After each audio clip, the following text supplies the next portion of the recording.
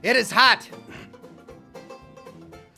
83 degrees in my office right now. And I've got that light on me and all of these machines. Oh, miserable. I can't wait until fall is really here. Fully here. I am here for fall. I wish fall was here for me.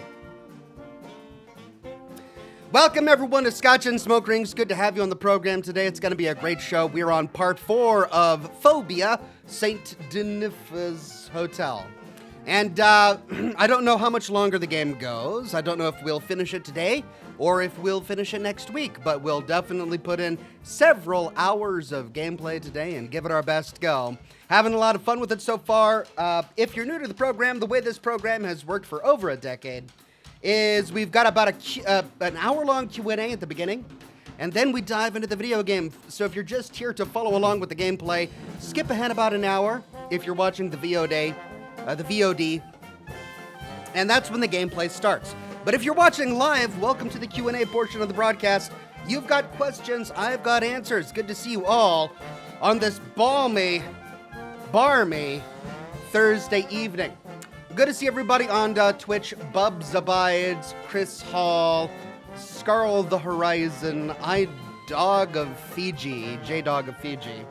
Good to see everybody on Kick Today, Love Artation, Zarteth. Don't see anyone on Facebook just yet, but I'm sure they'll pile in just a second. And of course, it's great to see all of the regulars and the members and the Patreon supporters on YouTube today. Grant Snyder, first in the chat. Thank you very much, Grant Snyder. Craig Euler, Alt Grendel, Wyoming Homesteader, Jeff Day, John DeGM Baradino, Devin Kahn, Hellcat, Timberjack, and it's John M. with the first super chat of the day. He says, it's great to see you again, Ox and chat. It's great to see you again, John M., a bronze Ox and a member for 29 months. Good to see you, John M. Hey, Roman on Facebook is here today. Hey there, Roman. Good to see you, my friend. Greg Hinojo says, evening, Ox and chat. I work for a company, and we're defrosting our pumpkin space lattes and releasing them from the vaults. Also, in Arizona, it's hot. Yeah. I know I complain about the heat when it gets in the 80s here. But I realize it is definitely hotter elsewhere on the planet. It's not exactly terribly hot in the Pacific Northwest. It's not exactly the Sahara, but it feels like it to me. I'm good to see Toby Noble on Facebook today. Sergeant Sarcasm became a Silver Ox. Thank you so much, Sergeant Sarcasm. Alt Grendel says, in college, I signed up for a Binary 101 course. I flunked. Turns out it was a level 5 course. Binary 101. Because 101 in binary is 5, I guess. Thank you for that one, Alt Grendel. Moth Guy is with us on Twitch. Hi, Ox, I'm playing The Last of Us. Thank you very much, Moth Guy. Hope you're enjoying The Last of Us. I sure enjoyed it when I played it during my broadcasts.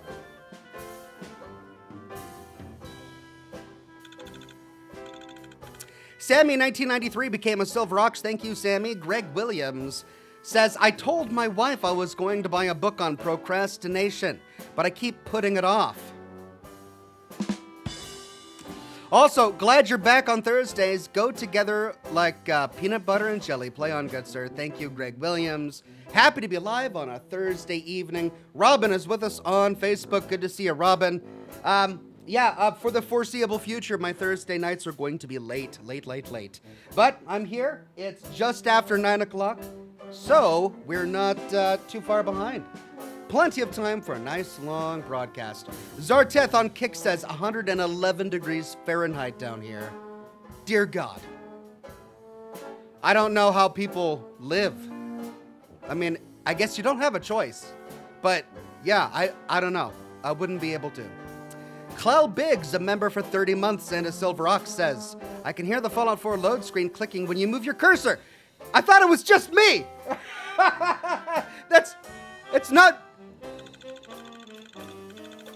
not just me. Okay. I was wondering what was going on. So I was recording footage on this computer earlier, and I'm no longer in Fallout. Like, the Fallout game is not active. I can Control-Alt-Delete. Yeah, it's not active on my machine. Oh, it is. What? Let me Alt-Tab here. It's not an open window. I don't know why Fallout is active right now, but yeah. All right, I'm gonna Control-Alt-Delete this. And task, there you go. Did that fix it? It did, okay. Weird. So, I had a couple of instances of Fallout 4 playing on my computer. That was weird. Anyway, all fixed now.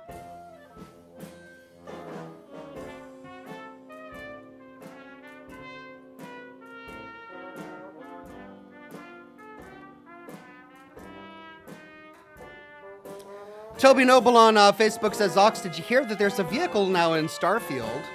Do you think that if it's popular, they'll add a vehicle to any future Fallout games? I did hear about the vehicle in Starfield. I don't think they'll add a vehicle to any of the Fallout games because Fallout historically was designed for on-the-foot exploration. Which is one of the reasons why they decided early on in the Fallout games to make the horse extinct. We don't get a horse in Fallout 1 or Fallout 2 because horses are extinct according to Fallout lore. And part of the reason for doing that was because they wanted you to explore the wasteland on foot. Of course, by adding vehicles to the game, that sort of derailed that a little bit, which I think was one of Tim Kane's criticisms of Fallout 2 in particular. And Fallout Tactics. But, I mean, vehicles that actually work haven't made their way back in any of the Bethesda Fallouts. Horses aren't in any of the Bethesda Fallouts. I don't know why you can't ride a Brahmin. Because there are pack Brahmin, and no one seems to ever want to ride them. But, yeah, horses don't exist because they're extinct and because they want you to explore the wasteland on foot. So, no. Even though the car in Starfield may be very successful, I don't think they'll bring it to Fallout.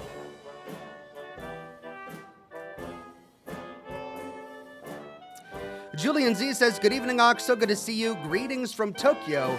Vacationing here a few weeks. Glad to still be able to catch your streams. It's 1:20 p.m. on Friday here. Wow. Wow, I've never been to Tokyo. Julian Z, I'm envious. I'm jealous of you. Congratulations on your vacation, or I guess it's a vacation. Your trip. It is a vacation. I hope you have a wonderful time in Tokyo.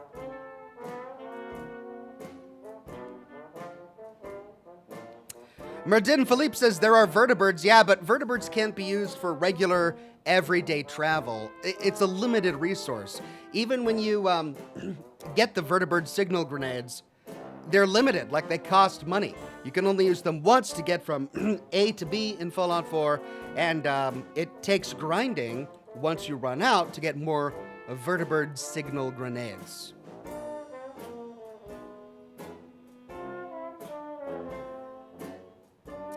Mr. Red says, I mean, Ox, in Fallout 3's concept art, there was at one point rideable giant mole rats. Was there really? Well, I think there's a reason why that stayed in the concept art phase and not in the actual game production phase. And, you know, even if the technology advanced enough by the time of Fallout 4, they still didn't add rideable mole rats to the game. Alt Grendel says, for those that didn't get my last joke, there are 10 kinds of people in the game. Those who understand binary and those who don't. Alt Grendel, thank you for that. I think we all got that one, though.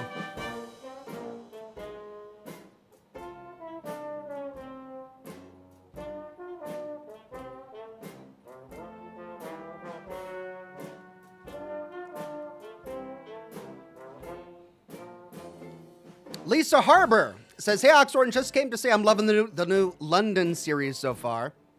Thank you so much, Lisa Harbor. I appreciate it. I last week I said, pardon me, still getting over some sort of chest cold. I don't know where it came from, but I'm on the downward trajectory of it at any rate. Yeah, last week I said that it wasn't getting the views it needed, so I wouldn't be pursuing it. I may have been a little hasty there. I'm not ending it immediately. I will be continuing it, maybe not as often as I have been, because I have another project in mind that I think you guys will really enjoy.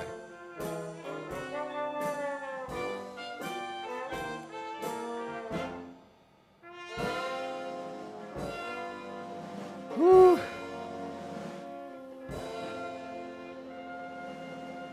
I am ready for the Earth to radiate all of this heat back out into space, because I am dying here. Corey Dorton says, Oxhorn, actually, Kentucky still has horses in the Fallout universe. They're extremely weird looking, but they are alive. Do they? Did that pop up in the Fallout board game or something? Because this is the first I've heard of them. Dalton Williams says, hey, Ox, sorry if you've answered a million times. I haven't been around for a bit, but why aren't you live streaming Monday, Wednesday, and Friday anymore?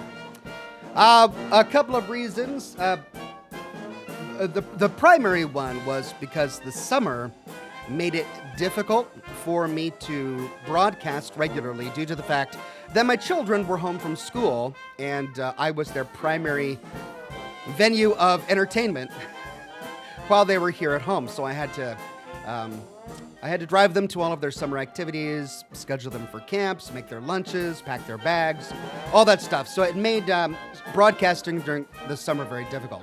But now that they're back in school, I have found that I'm using that time to actually come out with more than one piece of narrated video content a week. And my narrated videos just do better monetarily than my live streams. I appreciate all of the contributions during my live streams, and some of you have been exceedingly generous in your donations and your super chats during my live streams. But compared to the revenue that I make from one lore video, a live stream doesn't really pay off. So I kind of had, I did weekly live streams for over 5 years. I mean, I started in 2019 when Fallout 76 came out, and after I finished Fallout 76, I went to Metro, and then from there I just started doing a bunch of other games. So I did it for half a decade, and I really tried to make live streaming on this channel a part of my content generation. And it was a lot of fun. On a personal level, I really thoroughly enjoyed it. And I enjoyed interacting with the community and playing all sorts of games. But the videos themselves just didn't do well. So I'm reining those back for a little bit to focus on my lore videos, and I'm going to take it from there.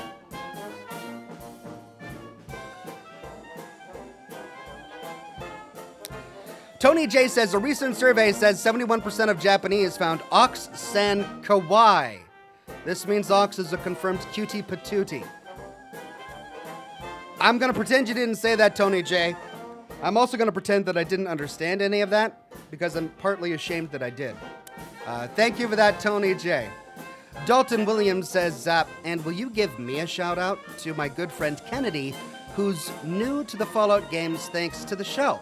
Yeah, shout out to Dalton's friend Kennedy. Glad to have you here on the channel. Glad to have you playing the Fallout games, and I'm so glad you enjoyed the TV show.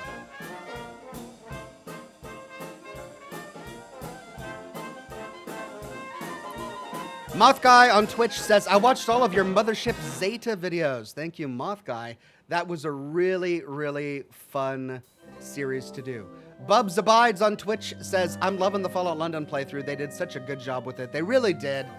It's just phenomenal. The amount of work and attention to detail and clear love and reverence for established Fallout lore that went into producing that series. Just amazing work. Alt Grendel says, just curious, do you read the comments on your videos? I used to. I used to read the comments on my videos religiously back in the early days, and I would respond, I would interact. I found that, it was really frustrating because there are two types of people who make a comment on a video. There are those who love what you do, and they give you positive comments or constructive criticism, or they chat with other people and they share lore and news and information and they contribute to the community. And then there are those who just are there to troll and they crap on everything you do. They don't even watch the video. They stay on the video page long enough to leave a hateful comment and then they bounce. Or there are people who are just there to argue and they don't care about the accuracy of what they're talking about. They just care about winning. And I found myself in the early days of reading my YouTube comments, arguing lore with some people, and when I would prove my side, they would just delete their comment, which of course would delete my response. And it happened time and time and time again. I would respond, I'd be very polite, and they would just delete their comment, obliterating what I had written. And then there were people who took it personally, like if I responded to their comment, and they didn't like my response, they would start a vendetta against me. Like it was now their job to try and harm me. They wanted to wage war against Oxhorn because they didn't like my personal fallout philosophy. So I found that engaging in the comments wasn't worth it. It just wasn't worth it. Even if you were positive, there's going to be people who say, oh, you only respond to people who give you a super tip. Oh, you only give a thumbs up to people who give you praise. Oh, and then there'd be people who would claim that you're deleting comments or you're shadow banning people, and they would respond to you, like you would leave a comment on your video talking to other people, and then there would be other people who would just hijack the comment section of your comment to just lay baseless accusations against you, like, oh, you're shadow banning, or you deleted this, or you deleted, and it was like, why am I doing this? Why am I even bothering with this toxic community? And there are so many people that are not toxic, right? Like there are so many wonderful people who you want to leave comments and you want to engage, but I found that it just wasn't worth my time. So usually what happens is when I publish a new video, I'll skim a few of the comments, and then that's it. And then I'm done. And then I just move on to my next topic. Now, in the Fallout London videos in particular, I know there are lots of people who are really frustrated that I'm not reading their comments. And the reason, of course, for that is because I don't want spoilers. like there are people who, what I'll do is I'll schedule a premiere for my Fallout London video, and I'll be chatting with people during the premiere, and then I'll do something in the video, and then some guy will jump in the chat and say, Ox, you made a mistake, and you could have prevented making this mistake if you just read my comment that I posted on your video 3 episodes ago. And I'm like, well, I don't want to not make mistakes. I want to make mistakes. I want to experience Fallout London as somebody who has never played it before. And if I go into each episode with foreknowledge of what's going to happen, because I read it in a comment, it's going to spoil the experience for me.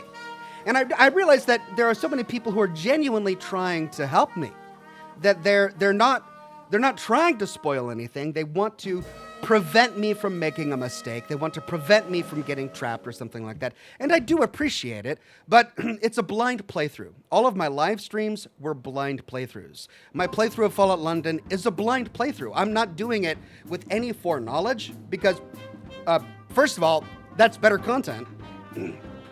It's way more interesting and it's way more fun to watch somebody else experience something for the first time.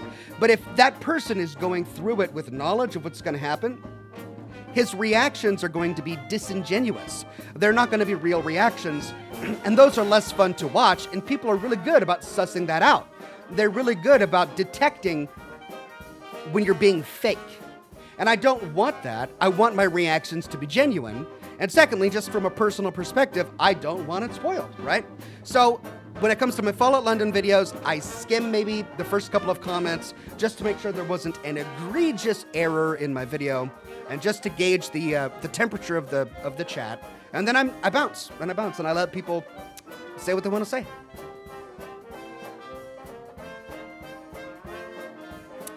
Man of Orb says, a woman meets with a law firm and says, I got passed over for a promotion in favor of the chief operations officer's useless nephew, the COO's useless nephew. Will you take my case? And the lawyers say, of course. O'Brien, and O'Brien will gladly take on your case.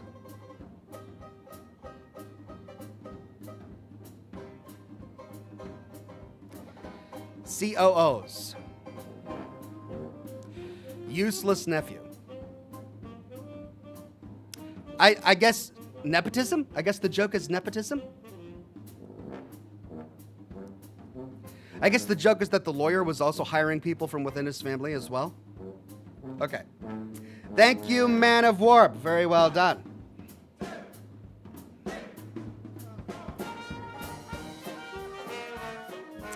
Vampiric Jess says, finally figured out what was making my Fallout 4 stutter every few minutes. Turns out the Talon Company replacer for the gunners was the problem. I hope Bethesda brings the car system into the next Fallout. Well, there are definitely people who want cars, but I don't. And I don't because we've already got Mad Max, you know? And when it comes to a post-apocalyptic universe, it's, you know, you've got distinct genres of post-apocalyptic stuff, right? You've got the robots have taken over the world post-apocalypse, a la Terminator. You've got zombies have taken over the world of post-apocalypse, a la Resident Evil and The Last of Us, right? You've got everybody's high on drugs and driving gas guzzler apocalypses like Mad Max. And then you've got the atom punk wasteland type apocalypses like Fallout, and they're distinct genres. And if you try to mix too many assets from different genres into one, it kind of loses its distinction. It loses the fingerprint of what makes it unique. And what's unique about the Fallout universe is how expansive a small part of the globe feels. Because in each game, we really only explore a small amount of the globe, with the exception of Fallout Tactics, where we explore the entire Midwest. Even in Fallout 1 and 2, we're exploring a very large swath of land. But in the Bethesda Fallouts, we explore small places, just the ruins of Washington, D.C., with the exception of a few DLCs. Just the ruins of Boston, with the exception of a few DLCs. But they still feel giant and big because we have to travel everywhere on foot. You start adding cars to it, and it just becomes Mad Max. And it just makes everything so spread out. You can decorate an entire city with intricate detail, adding tons of places, making a city feel dense when you have to travel everywhere on foot and you have to climb skyscrapers with your limbs, right? But if suddenly you can use, hovering helicopters and drones and cars, there's no point to put all of that time and attention into it. Kind of like Rage. Rage 2, for example, is a post-apocalyptic game published by Bethesda that has a lot of cars, and if you go and try to explore the ruins, they all feel empty and just paper thin because there's no point to it. It's a huge map with lots of land to explore, and you're doing it all in car. You're going to miss so much. So why bother putting in the attention to detail, right? That's why they did it. That's why Rage 2 feels so thin. But that's just my opinion, and it's why I don't think they'll be adding cars to Fallout. Mr. Red says, Ox, I wanted to say that I've never raged at a Fallout game. However, Watoga in Fallout 76 and all the Assaultrons when I'm a melee shotgun build, tested that. Yeah, that can be frustrating. I mean, thankfully you can get to a point in the Fallout 76 plotline where you can become the mayor of Watoga, in which case all of the robots turn neutral to you and they don't attack you. But until that point, it can be very frustrating. Naughty Applejack says, hello, Oxhorn. My birthday was a few days ago. Can I get a smoke ship? If yes, I like a dragon wearing power armor on top of a hill.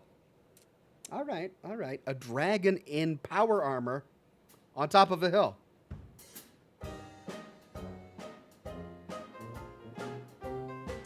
It's not a ship.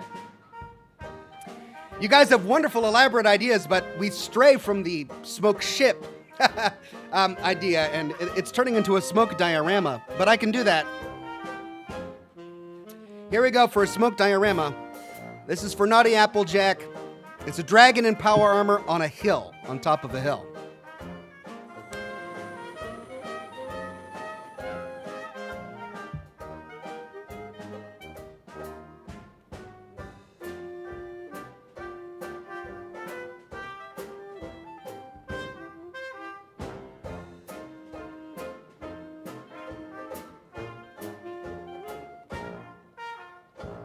Wow!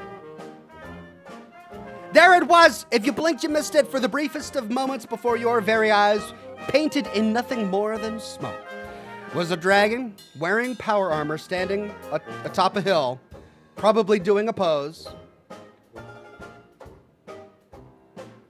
Something like that. For Naughty Applejack. Happy birthday, Naughty Applejack. Brandon Rappe says, hey Ox, great to see you on another live stream. It was a pretty hot day working from home in Seattle, so watching your content and enjoying an old-fashioned is always a great way to wind down for me. Cheers, my friend. Cheers to you, Brandon. Love your name, by the way.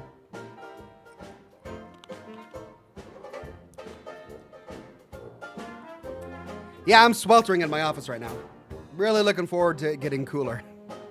Kunk says, I was rewatching 12 Monkeys, a personal 90s favorite, and I realized it's close to a Fallout movie. Do you have any favorite Fallout-like movies? No, not really. I mean, the closest I can think of is a book I read a long time ago called The Road, which I really enjoyed, and it was actually before I really got into Fallout. But thinking back on it, I enjoyed The Road for many of the same reasons, many of the same narrative reasons that I enjoy the Fallout franchise. I think they turned The Road into a movie, but I never saw the movie.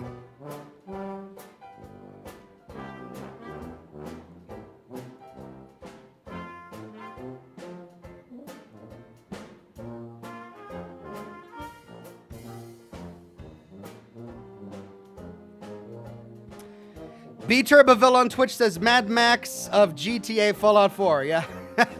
We don't want Fallout 4 to turn into a Mad Max / Grand Theft Auto. Zarteth says libations in the heat. You're bringing part of this on yourself, lol. Yeah, I mean, alcohol does heat you up. That's true.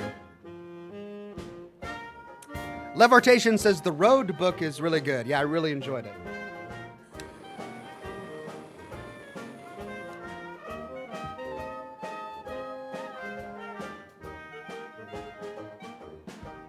Willie Finball says, what weapon is your favorite in the Fallout franchise, Ox?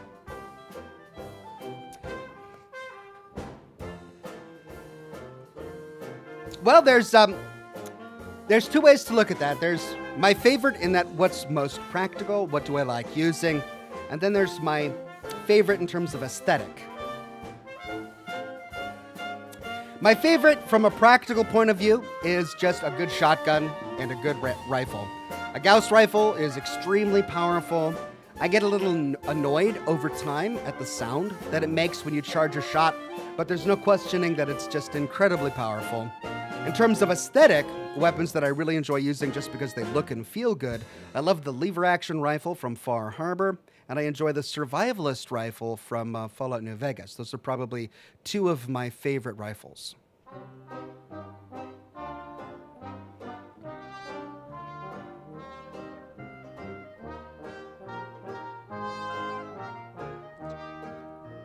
Vampiric Jess says, I'm pretty sure Fallout can have both car and on-foot exploration. As much as I like building settlements, I don't want it to come back. Yeah, I'm on the fence. Because settlement building, for me, in Fallout 4, was one of my favorite things about the game. But with the benefit of time and looking back, I realized that it was a janky system compared to other settlement and building systems that I've played since then. And I realized that it was only important to me because the Minutemen were important to me. And this was clarified when I played Starfield, because I really thought that I'd be getting into the colony building aspect of the game, but I didn't. Not only was it difficult to get into, just because they put so many barriers to entry for so many aspects of colony building, but there was no reason to do it. There was no benefit to it. There was no purpose for it. It was just tedious. It was just an exercise in tedium. And that's the most recent settlement building system that Bethesda has made. So if that's an example for what they are going to make in the future, then I agree with you. I don't want it to come back. But if they could improve it, if they could make it as free as so many different building systems out there, like Age of Conan or Aska or Valheim, all of these wonderful survival games where one of the key aspects is building things, and they just give you freedom to build. If they could somehow put that into a Fallout game, and then on top of that give us purpose for building, then I would want it to be there.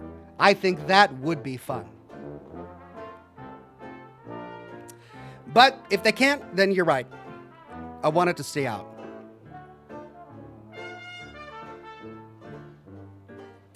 Ryder Wheeler says, "Evening, Ox. Glad to see you live once more. This heat is unbearable. 113 degrees where I'm at. Hopefully you're staying cool as best as you can. Play on." I'm suffering here. I'm nowhere near 113 degrees, but I am at 83 degrees in my office, and I don't have air conditioning in this room, so sadly I'm surrounded by hot lights, hot computers, and heat.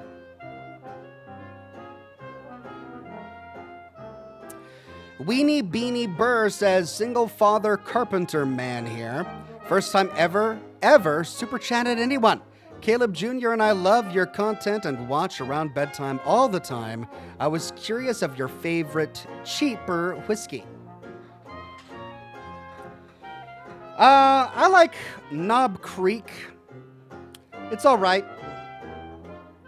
Maker's Mark is also okay. Maker's Mark... No, it wasn't Maker's. There was another one. What was it called? I forget. It had a fancy name. Anyway, Maker's Mark and Knob Creek are all right whiskeys. But Single Father Carpenter, good on you, my friend. It's a hard job. But sounds like you're doing right by your kids. Hello to Caleb Jr. Good to have you on the program.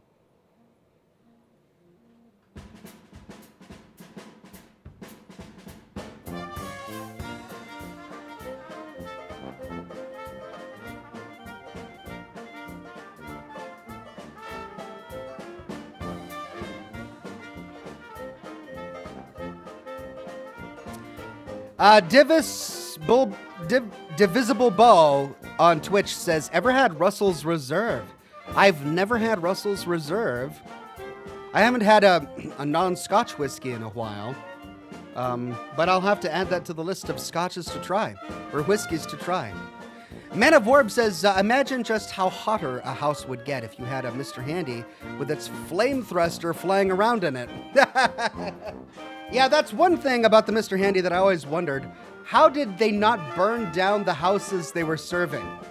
Like, you've got this Mr. Handy flying around a house with building standards of like the 1950s. And it's not setting the linoleum on fire. It's not setting the house plants on fire, the carpeting on fire. It's just not. Like, fire doesn't exist, I guess. It must not be a hot heat, a hot fire. I don't know. More thrust than flame? I don't get it. But yeah, I wouldn't let one in my house.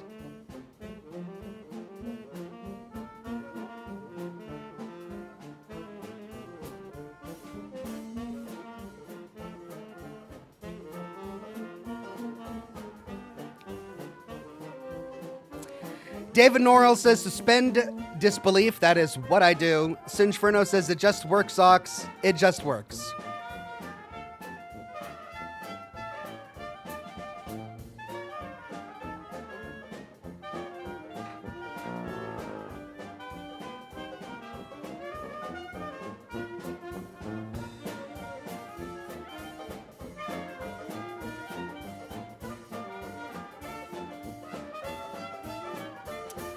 Dozic YouTube says, I don't know if you've ever answered this, but what's your favorite path to play in Fallout?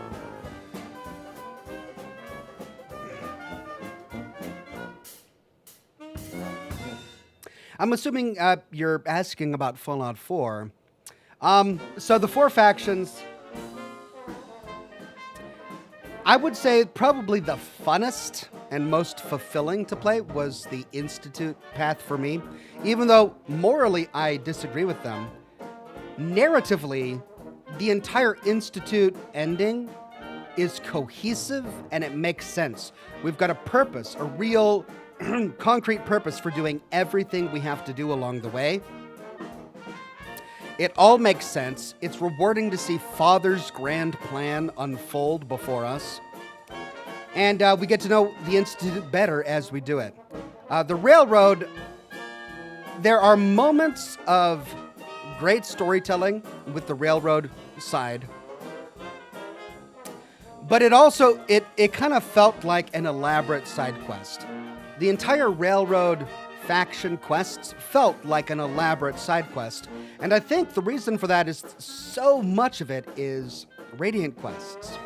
From the Milas to the DIA caches to the assassinations, it's just Radiant quest after Radiant quest after Radiant quest. And there's just so much frustration because even when we were doing the Dead Drop quests for Blackbird, we've just got failure after failure after failure, right? And I realized that's part of the Railroad story is they really wanted to convey to us the insurmountable odds that the Railroad is fighting against and has been fighting against for years and years and years. But it's so unfulfilling as a player to just fight through all of that to get to the ending. So it was less fun. The Brotherhood is okay. It certainly has a number of moments that are very memorable.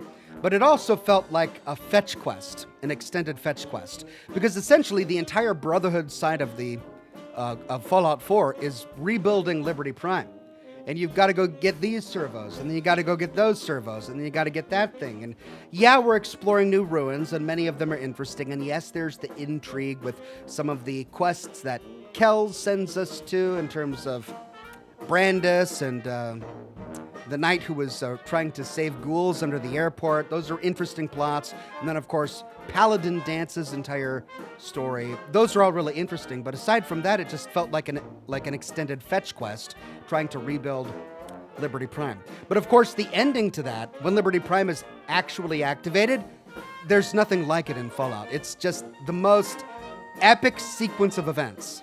So for that reason, the Brotherhood questline is amazing. The Minutemen questline was extremely fulfilling only because I believed in the Minuteman's plight. I believed in their mission. I agreed with them morally and ethically. The quests that led up to the Minuteman ending were mostly boring. Because it was mostly just save this settlement and then save that settlement and then save this settlement and then save that settlement and then rebuild here and then rebuild there. How many actual story missions did we get out of the Minuteman ending? There's one inside the castle. You got to retake the castle. Okay. And then you've got the under the castle, behind the walls situation. And then that's about it. That's about it. That's the entire... Like, if we could go retake Quincy as part of the quest, that would be great, but it's not part of it. So the Minuteman ending was just really frustrating to play through it. From a story perspective, it was just lackluster, I guess is how I would describe it. Even though I sided with them, like I like them the best. So to answer your question, the Institute really felt the most fleshed out to me.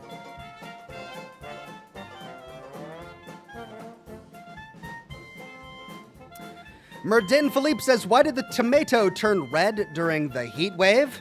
Because it saw the salad dressing. It saw the salad dressing. Meanwhile, the iceberg lettuce melted. Cheers. Thank you. Thank you, Merdin Philippe.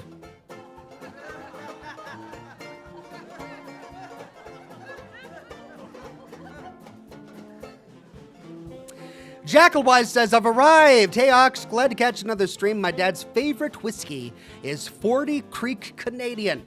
He always had a glass after Sunday dinner. 40 Creek Canadian, another label to add to my list. Thank you so much, Jackalwise. Blue Thunder says, hello again, Ox. How you doing today and after this game? You want to try out Black Myth Wukong? Probably not. I don't know much about it. I've seen a couple of trailers for it, and it just seems like a Japanese samurai, but everyone's a gorilla. I heard it's a great game, but it just sounds so ridiculous that I don't think I can. Like, if I want that, I'll play Ghost of Tsushima. If I want to get the Japanese culture samurai thing, I'll play Ghost of Tsushima. I don't want to play a Planet of the Apes in Japan game. I don't. But that's just me. That's just me. Axon Media Los Angeles says, greetings from hot as hell LA. It's going to be 100+ degrees here Monday. I miss the cool temps, the rain, and the gloom of the Pacific Northwest. Well, we're having a heat wave now too. Yesterday was a little misty and gloomy, but today was a scorcher. It's a scorcher right now. It's supposed to be a scorcher all weekend.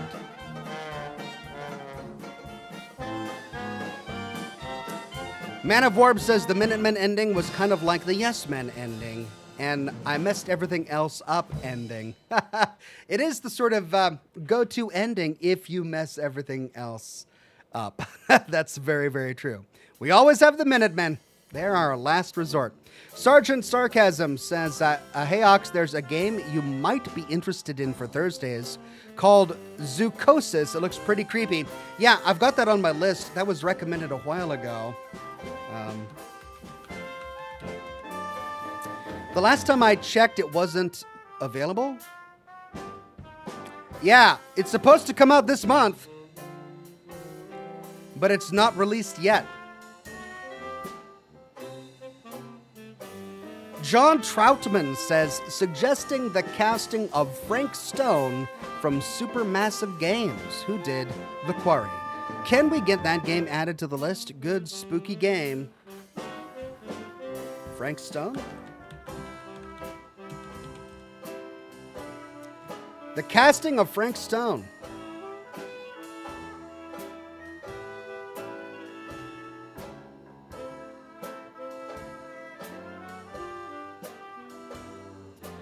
It released 2 days ago. This is a new release with mixed reviews on Steam at the moment. Yeah, I don't know. I mean, I love Supermassive Games. It looks good, but I guess I'd have to figure out why the reviews are so bad.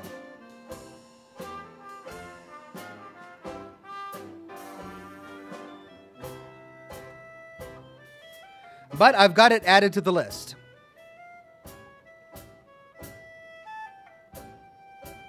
Blue Thunder says, Wukong, it's not Japanese thing. It's actually a Chinese warrior. Oh, my bad. I didn't realize. Michael Ewan says, what's your dream studio to make Fallout 5? I like CD Projekt Red. I mean, Bethesda. CD Projekt Red has made some great games. They dropped the ball with Cyberpunk 2077 upon release day. They've made up for it since then. And now it's a great game. So I'm sure that whatever Fallout game they did make would eventually become great, but I would really like it to be great upon release. Bethesda's got its own problems, as we all know, with the release and launch of Fallout 76, and then, of course, the ultimate game we got in Starfield. So there is rolling the dice on that. But then again, they do have an established history of making good Fallout games, great Fallout DLCs, so they've got experience there. Obsidian would be wonderful. I mean, Bethesda and Obsidian are now both owned by Microsoft. So, would talent bleed over between the two? Maybe. It'd be great to see Obsidian try making another Fallout game. Do they have the same people on staff that made Fallout New Vegas? Some, not all of them. I'd love either Obsidian or Bethesda to make the next Fallout game.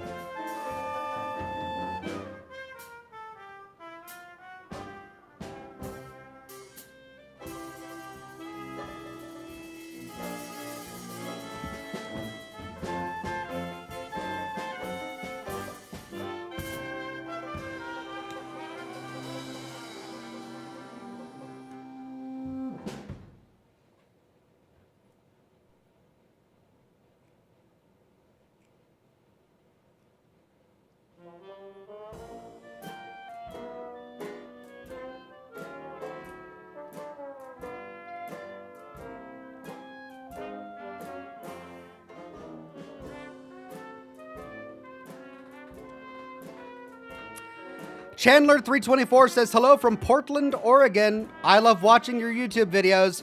I've learned so much from you and about my favorite Fallout games. Thank you very much, Chandler324. I've been to Portland several times. Wonderful, fun city. Zarteth says, Journey to the West is pretty good, and I'm not normally into Chinese fiction. Unfortunately, the gameplay style of Wukong is not really my thing. Beautiful game, though. All right. Well, I'm glad it has something that you do like.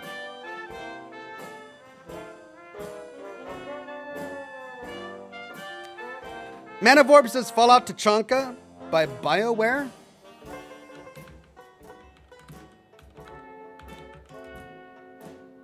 I don't know what that is.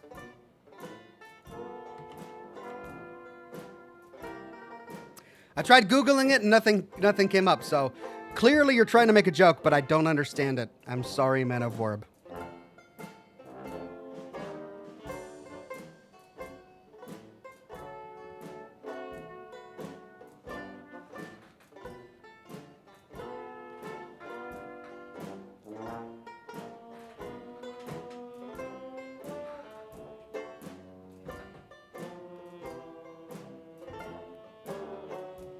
Willie Finball says, if you could choose any vault to live in, which would it be? Vault 81, no doubt. Because they overthrew the scientists conducting the experiments in Vault 81 and turned it into an actual real vault with a real community and a democratically elected overseer. So, Vault 81 all the way. Tony J says, Tachanka was the Krogan home planet in Mass Effect that was ravaged by a nuclear war, Oxhorn. Oh, yeah. Oh, right. I mean, yeah, Fallout Tachanka, that'd be fun. That'd be fun.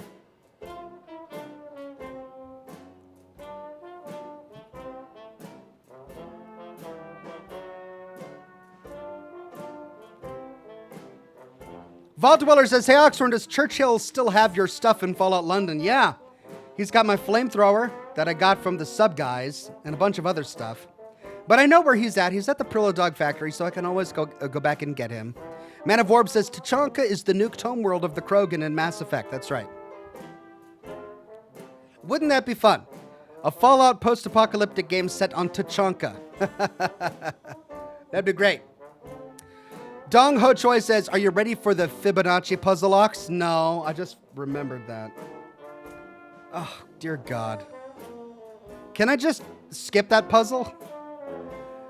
I was so glad last week when I saw the clock and I was over time just as a really annoying puzzle came on screen. I didn't want to have to deal with it, but now I've got to. Now I've got to deal with it. All right. You guys are going to have to help me through it because I don't know what to do.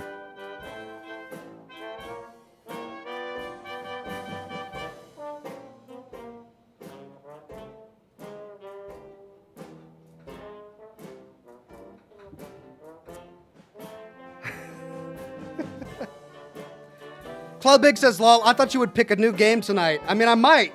If I can't get through the freaking puzzle, I'll just play System Shock. I've always got System Shock. It's there for me, and I like it. I'll just play System Shock.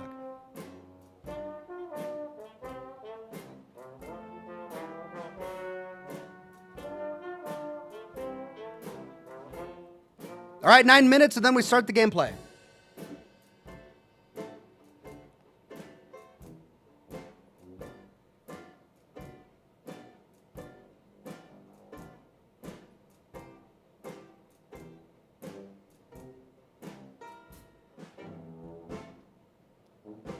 Dosic YouTube says, how about DLCs, Ox? For me, say Far Harbor.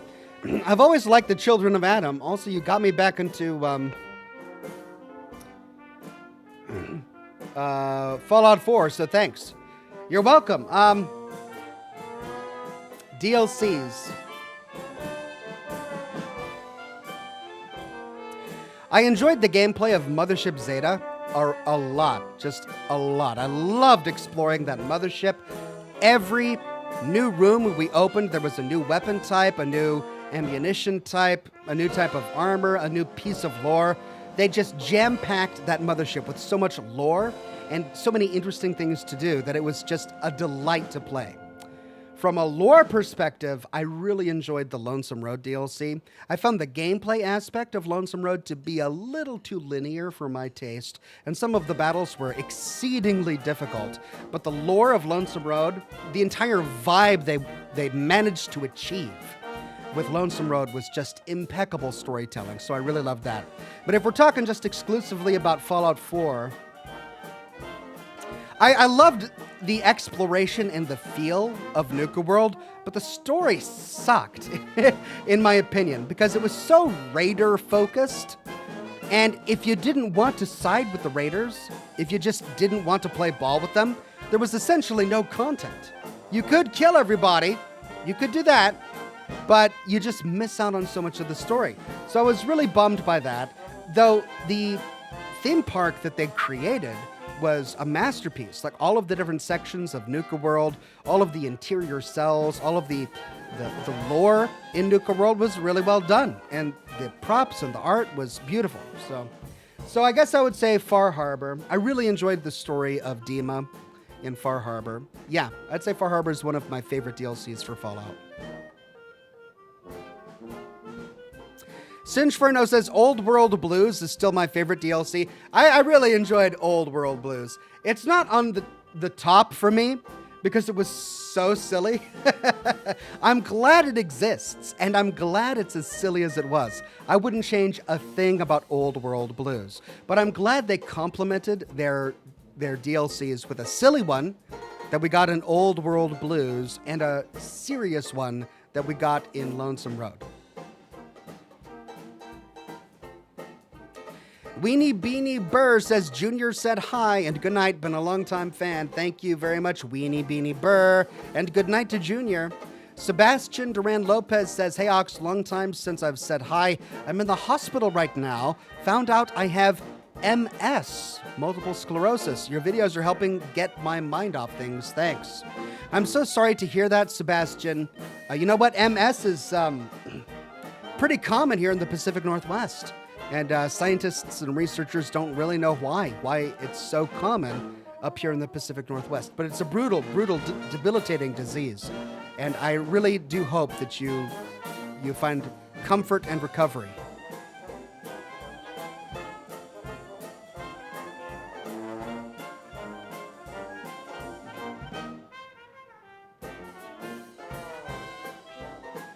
Wad Hero on Twitch says, hi Ox, hope your stream goes well and you have fun. Thank you, Wad Hero. I hope so too.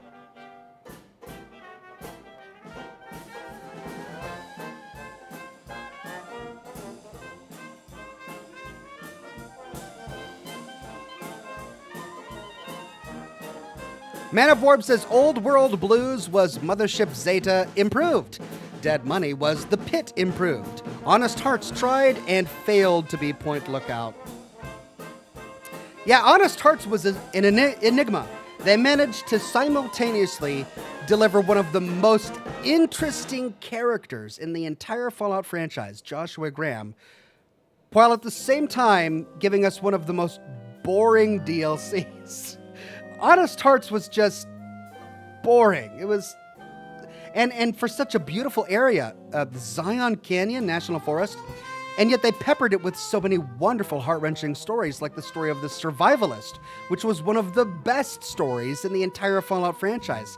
It's just the main plot of Honest Hearts was just boring.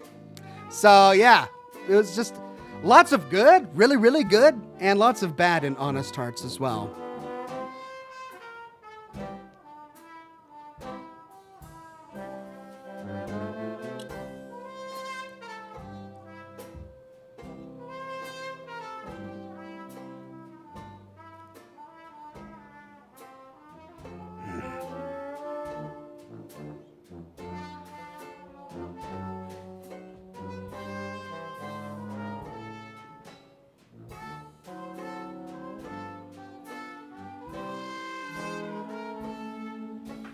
Jared Shover on Facebook says, who is your favorite Fallout New Vegas DLC character?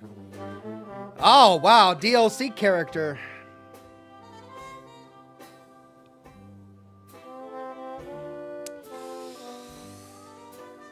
That's tough.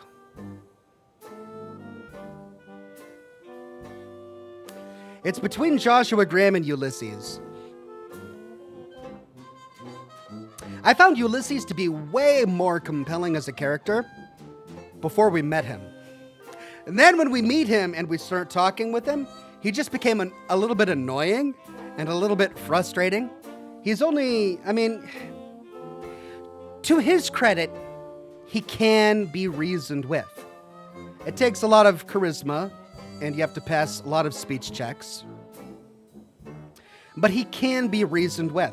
The ultimate solution that he decided upon on his own, however, is so ludicrous and illogical that it made me lose a lot of respect for him that his presence in the previous 3 DLCs had built up. Joshua Graham is just a mythical legend. And I loved Joshua Graham's story even before the Honest Hearts DLC based on his infamy in the Legion. He was a fascinating character. I wish there had been more to him in the Honest Hearts DLC. I guess I would say with Joshua Graham, he was too good of a character for the DLC they put him in. He had such potential to just be this amazing badass character, and he was really badass, but I just don't think the DLC they fit him into really worked for the kind of character he was supposed to be. I get that, he felt like he was a protector of his tribes, and he had to fight the White Legs as sort of a penance for what he did with Caesar's Legion after all of those years. I get that entire aspect of it, but I kind of feel that he was more than that. Like he was more than a man. He was a mythic. Like, he fell into the Grand Canyon. They set him on fire and kicked him into the Grand Canyon, and he survived. And they don't explain that. They don't explain it. He just did. He survived. He's a super badass. And I just kind of wish we had gotten more of him. But he's still such an amazing character. White Fang says, how are you doing today? I'm doing really well. I'm feeling great. Good to be with all of you today. Man of Warb says, Lonesome Road, in my opinion, was just a vehicle for Chris Avallone to air his commentary. And Nuka World was basically, hey guys, want to be a raider? The DLC. Yeah, I kind of felt, I don't know about Lonesome Road. But with Nuka World, I definitely felt like they were responding to criticism with that DLC. One of the major criticisms with Fallout 4 Vanilla when it launched was that there were so few bad options. Now, it's ridiculous when you realize that 50% of the factions that you can side with were the evil factions. Like, they were just They were purely evil factions. The Institute and the Brotherhood of Steel, both evil factions. The Brotherhood less so than the Institute, but both evil factions. But they were presented as being good, and with a certain frame of mind, you can convince yourself that they're good. But one of the criticisms that Bethesda got upon the release of Fallout 4 was that there were no truly evil factions, like Caesar's Legion, for example, that you could side with. And I think that Nuka World was their response to that. They wanted to give you an option to side with truly evil karma characters. But in so doing, they robbed the rest of us who don't want to be raiders an entire DLC. There was so little that we could do. Like, even if we engage in some of the quests that come with Nuka World, we piss off Preston Garvey and the Minutemen.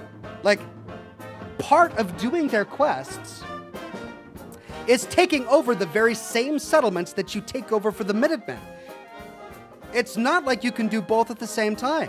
So you have to do one or the other. And I'm glad that that option now exists, that if you want to be a raider, you can be a raider. But at the time of release, when you were really looking forward to a brand new DLC that you could explore, it was disappointing from the perspective of someone who didn't want to be a raider. That's all.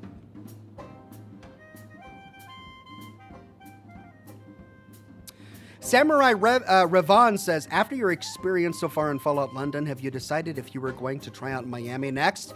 I mean, I would love to try out Miami. I was really on the fence with exploring any fan-made story mode mods. Due to my experience playing them in the past, they were always almost mediocre. And due to the whole Fallout Frontier debacle, which was just terrifying. I'm so glad that I never touched that with a 10-foot pole. But Fallout London has completely changed my view of fan-made stories because they actually treated the world with respect. And I appreciate it so much because there are so many modders who want to kind of make fun of Bethesda and do tongue-in-cheek sort of things and make fun of Fallout, and there's definitely a place for that. But if you're trying to tell a serious story set in a real, believable world, you have to approach it taking the existing lore of that world seriously. And they did that with London. And I'm so grateful for that, which is why I'm enjoying it as much as I am. And if they do that with Miami, then yeah, I'll totally play Fallout Miami as well.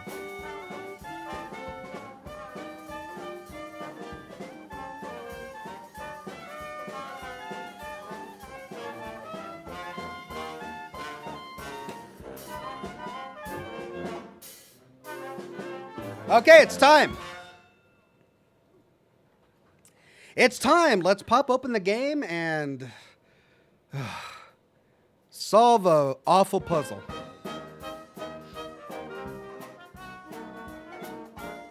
Are you all ready for the most scintillating, edge of your seat gameplay on YouTube tonight? There won't be anything like this, I promise you.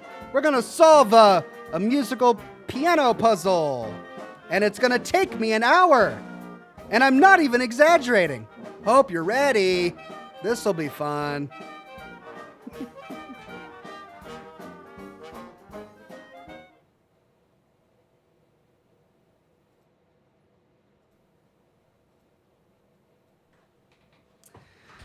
Okay. Gazareth says, rage quit time? I may be tempted. I may be tempted.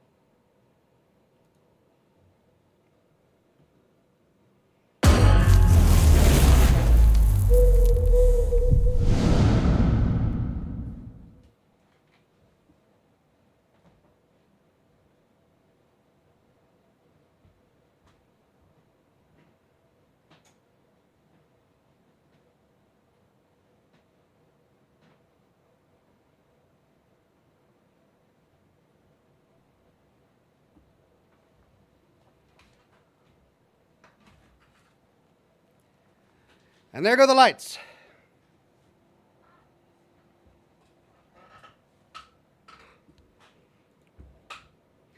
Wow. Wow. Wow. Crash and burn. Try that again. Wow, we just crashed to desktop there. Okay, let's try with DirectX 12 maybe. We won't crash to desktop.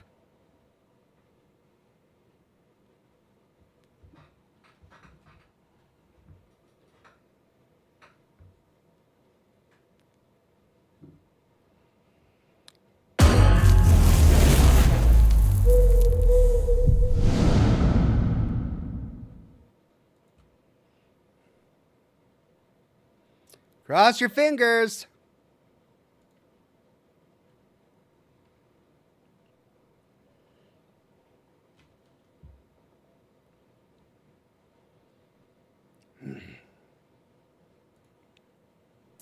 Okay.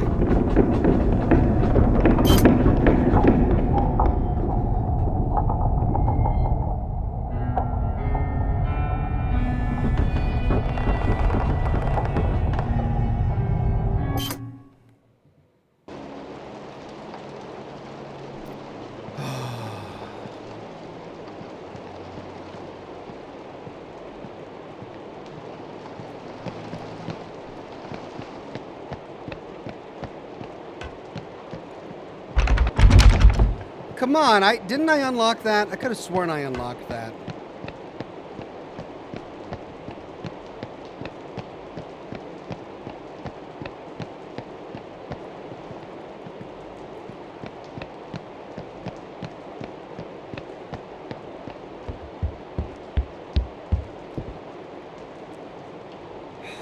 Dear God. Dear God, why?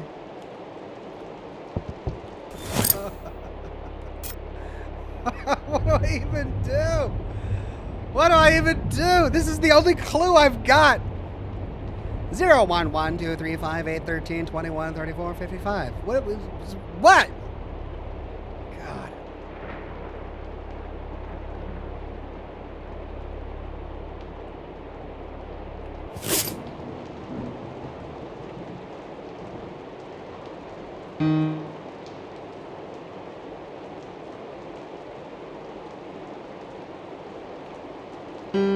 Just look how far that goes.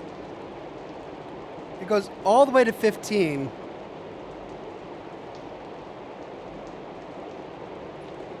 I don't even know where to begin.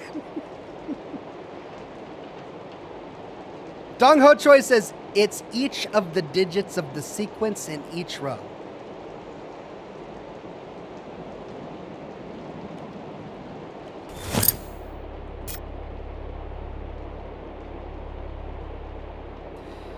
Each of the digits of the sequence in each row. Oh, is that really all it is? 0, 1, 1, 2, 3, 5, 8, 13.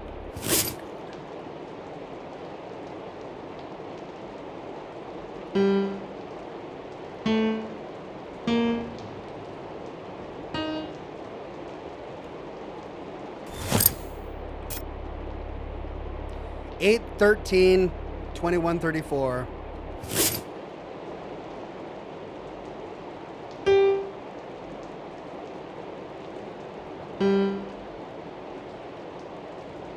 I can't do 2. I can't do 2.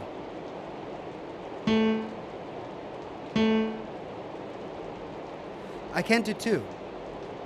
So I have to choose only one digit. So if this is supposed to be 13, how would I do 13?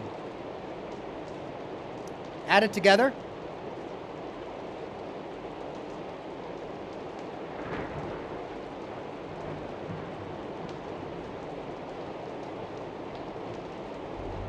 What? Each digit, so 13 will take 2 rows. Really? Do I have that? Okay. So 13. And then what was the next one? 21, 34, 55. 21, 34, 50. Really? That's it? Oh my God, that was it. Thank you, Dong Ho Choi. Cat's Paw says the 2 scientists in the beginning of Fallout London were voiced by Colin Baker and Sylvester McCoy. They played Doctors 6 and 7 in Doctor Who. Thank you, Cat's Paw.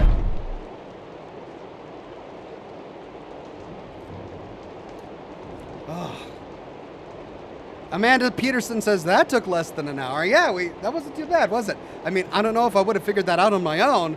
So thank you, chat. Sebastian Sanchez says that melody stinks. Yeah, it wasn't very pretty, was it?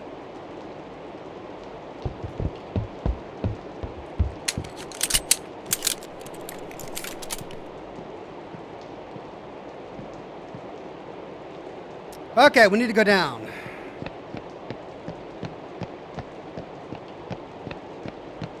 How do we get to the elevator from here?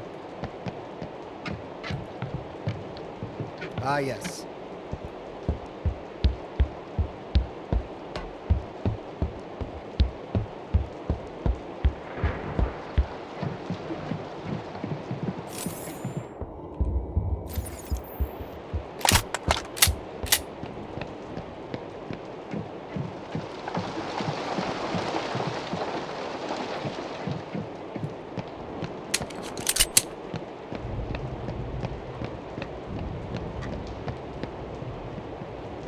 Okay.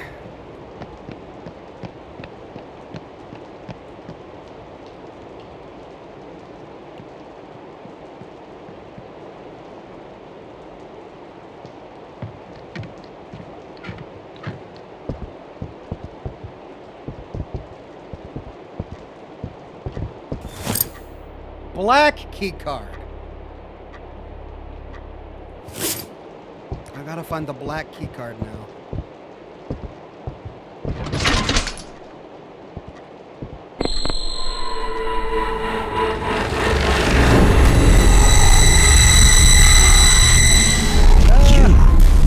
What do you want from me?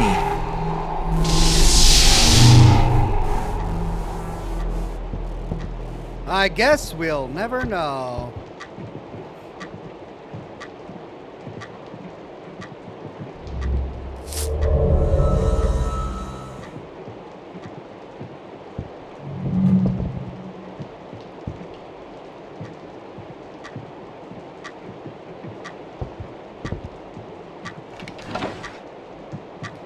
Black key card.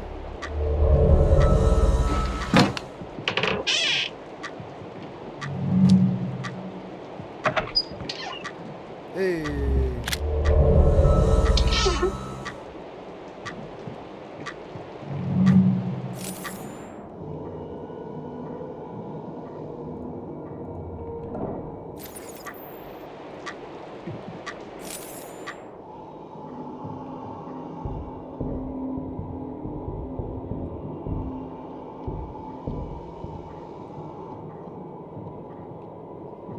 Ooh, lots of damage in this realm.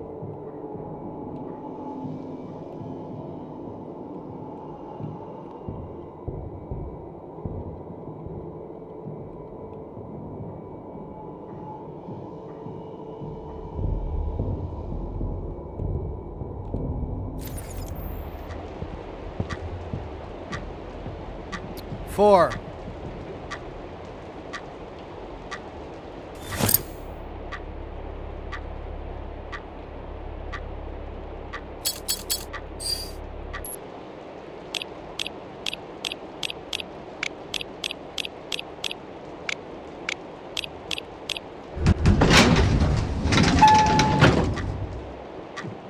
Nice, I unlocked an elevator. Okay. It's locked.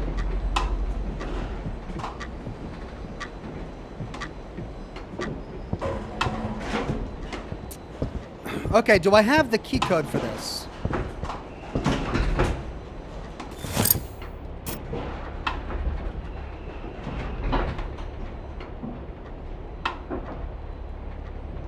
Central column passwords.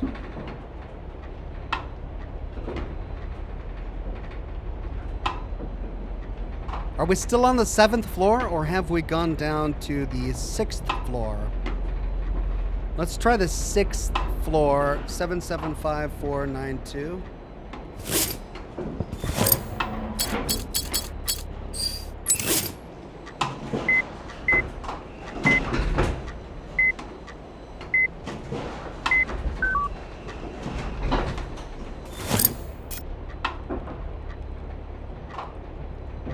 Four zero zero 233.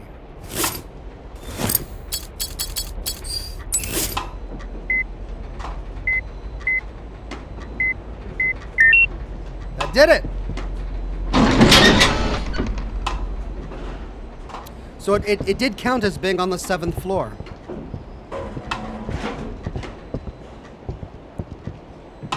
Oh, this is just the same room. We've been here, but now we can unlock this.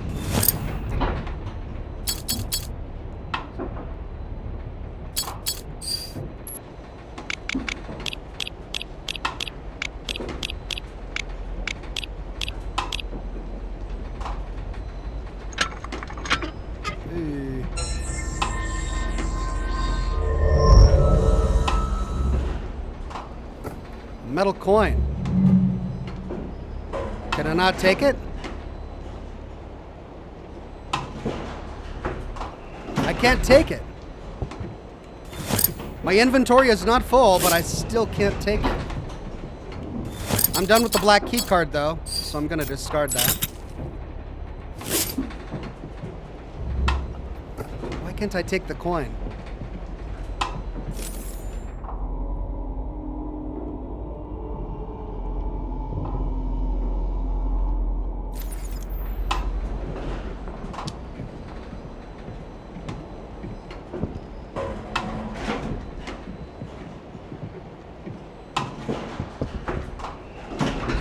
Okay, so that just gave us a shortcut.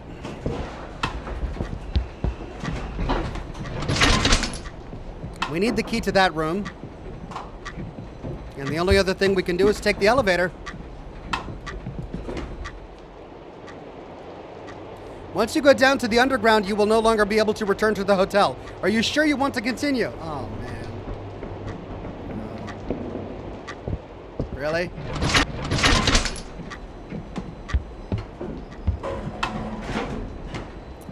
I mean, have I discovered all of the secrets? Probably not.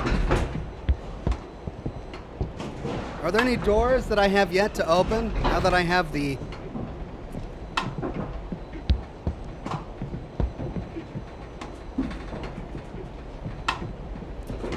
Yeah, I'll just do it. I'm gonna go save, though.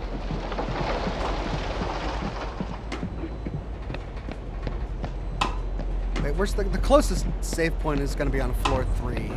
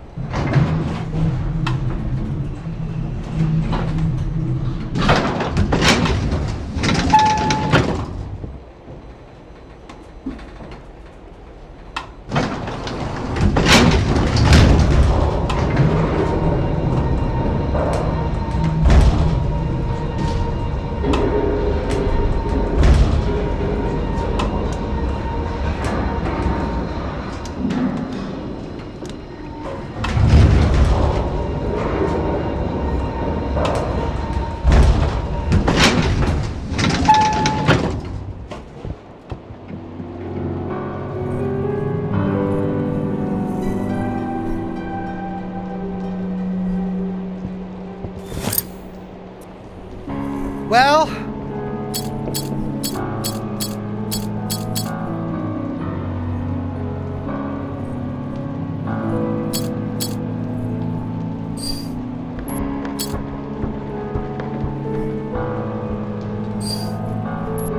I still don't know what to do with this gear. I can't think of anything that this gear fits into. I still haven't discovered a use for this metal object. I'll keep this key with me. And I'll keep the revolver with me as well, just in case I run out of ammo.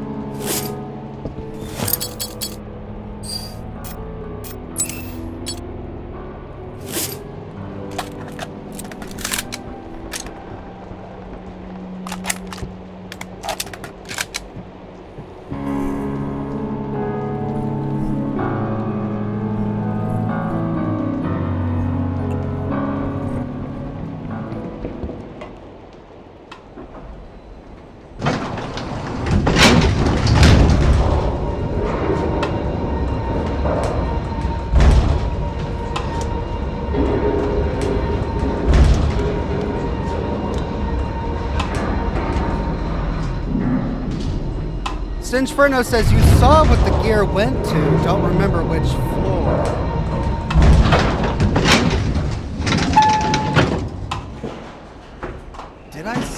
gear went to? I don't remember.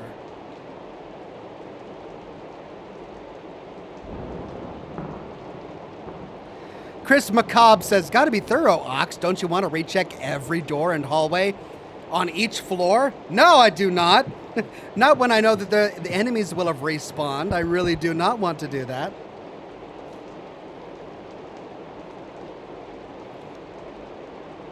Amanda says, still thinking the Enigma machine. Yeah, but we tried to put the gear in the Enigma machine, but it required something else. Oh, maybe that bar?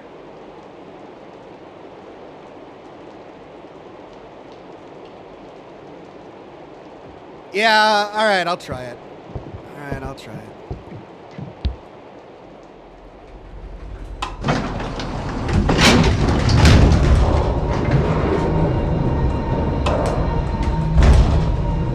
Sinchferno says it was in the last video behind a barred door. Well, we still have the wire cutters, which means that there's still a door that we can open with the wire cutters. We haven't found it yet. Remember, I went floor to floor trying to find a door that we could open with the wire cutters, and I couldn't find it. All right, we'll take the gear. We'll take the metal object. See if either of those can be used with the Enigma machine on the first floor.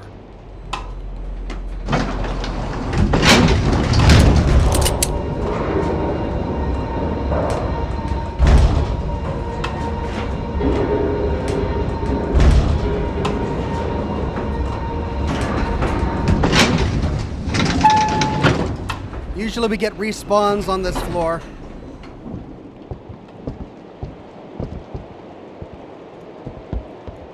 Oh, yeah.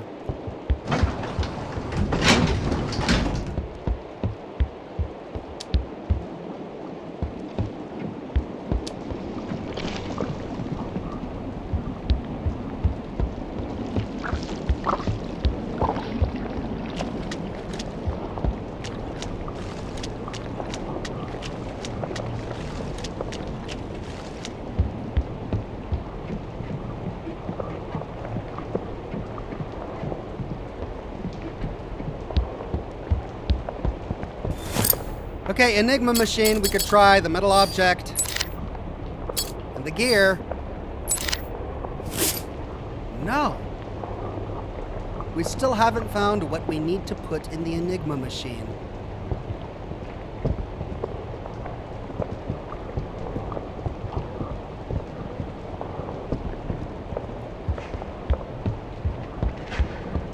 And now that's locked to us. Well, I don't remember what the gear's for. I don't remember seeing something that the gear would be for. I remember solving a puzzle that I thought the gear would be for, but the gear ended up not being part of that puzzle. I did solve it, didn't I?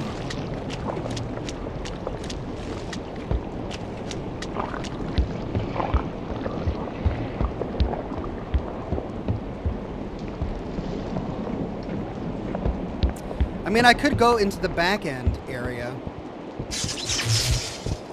Oh, that's right. Breaking right now?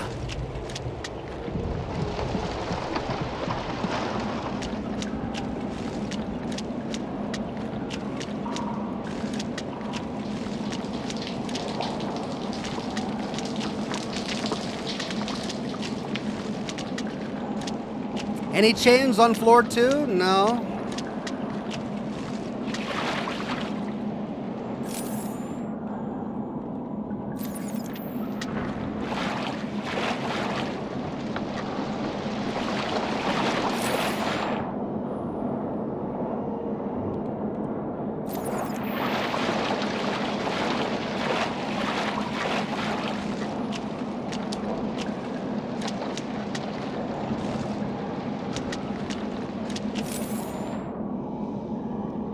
I get in there? You'd think I'd be able to get in there. To like push it open or something.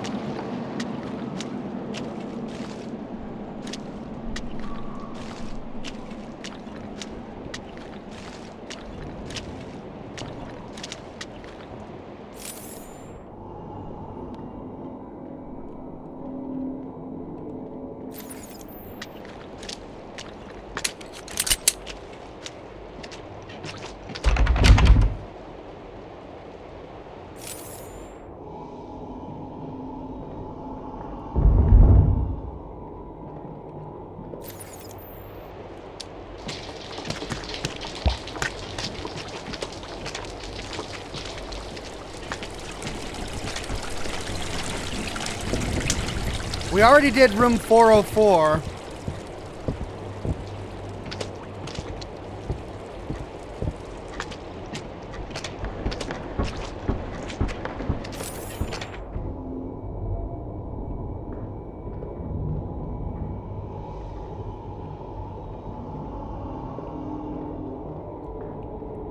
And there's nothing here now.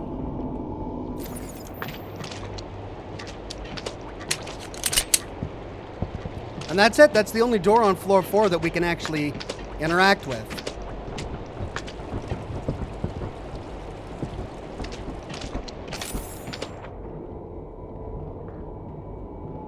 Yeah.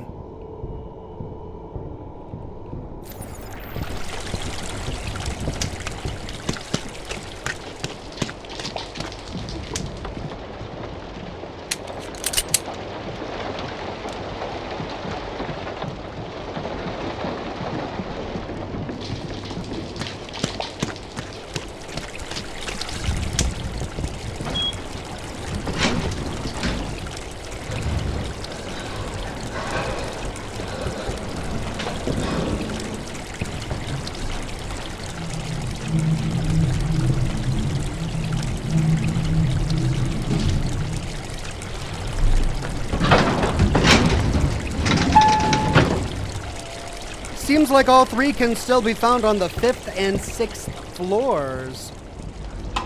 Says Dong Ho Choi. Really?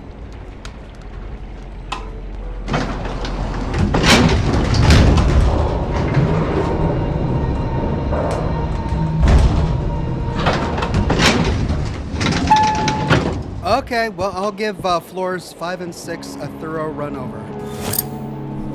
Store this. Let's put the pliers back.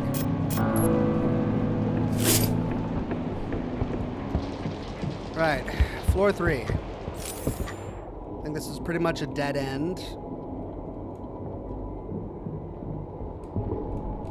This won't take us to floor 4. This is blocked up. So we got to take the elevator to get to 5 and 6, and I believe 5 is blocked to us as well.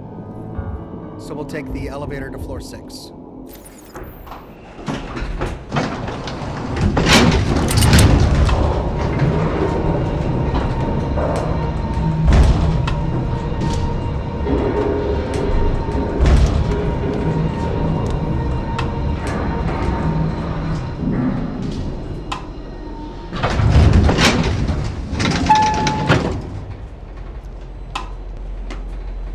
Okay, floor 6.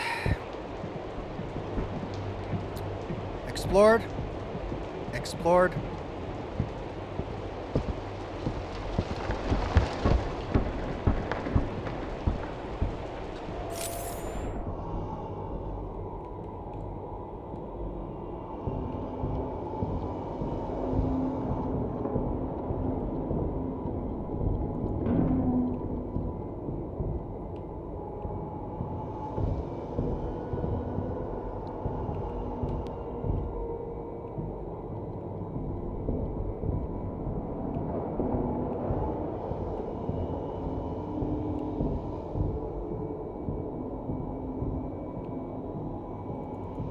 Still blocked, but we were able to get into this one using the wire cutters. But we already explored it.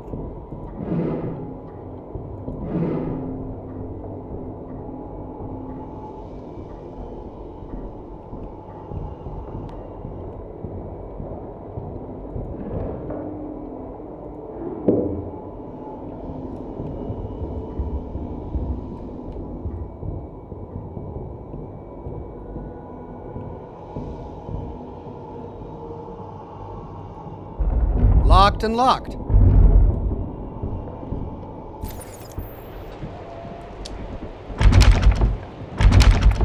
Okay, that side of floor 6 is explored, and we can't get to that side because it's on fire, but then again, we came from there,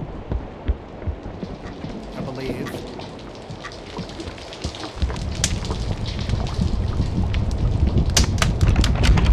Yeah, we came from there. So let's go down to floor 5.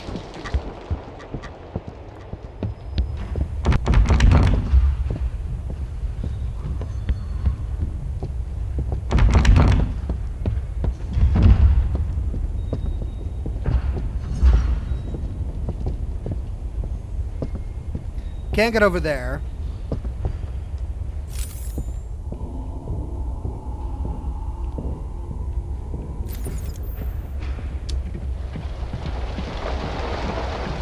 We're now on floor 5. Oh, there's a little thing over there. That's right. There's an upgrade point over there.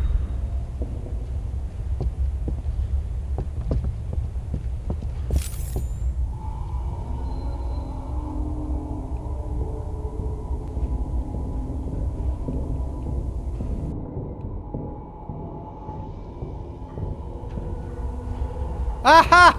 We found one!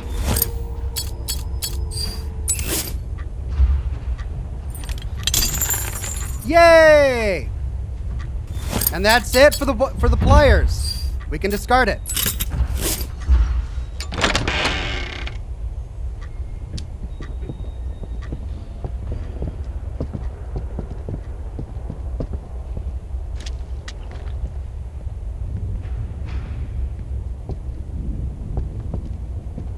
Okay.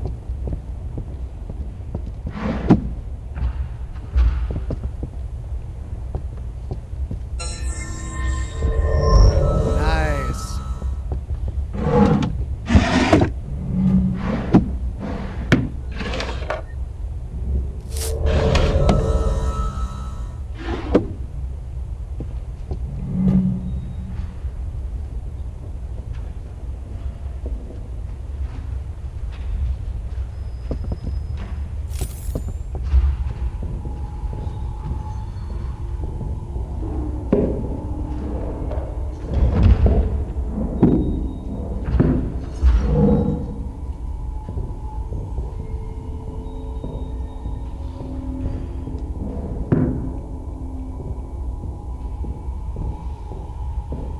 Right, well, we solved the final pliers, but we still haven't solved the gear and the metal bar.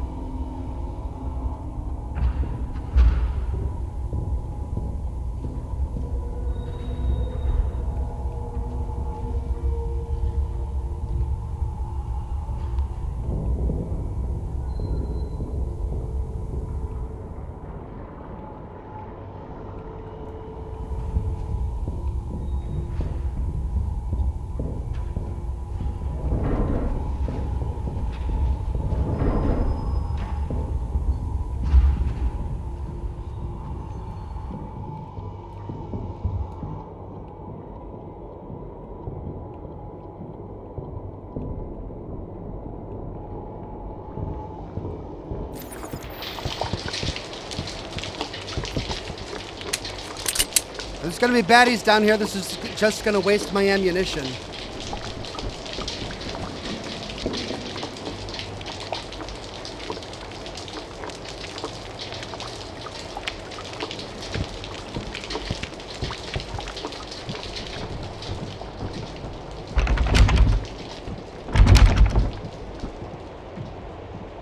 I actually don't see any.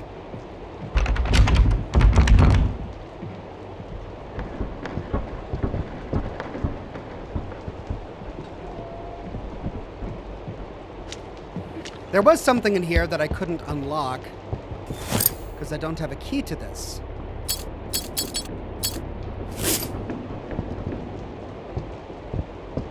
But I never did find the key to that box.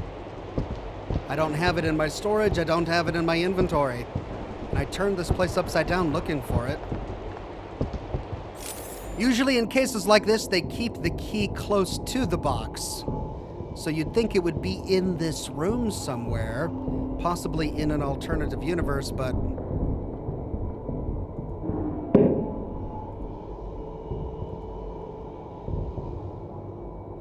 I'm not finding it.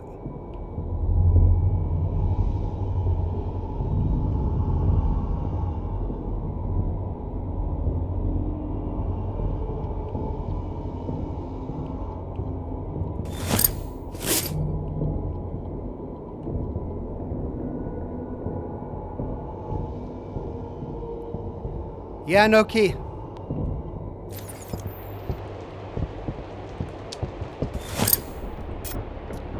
Okay, well, what should we improve?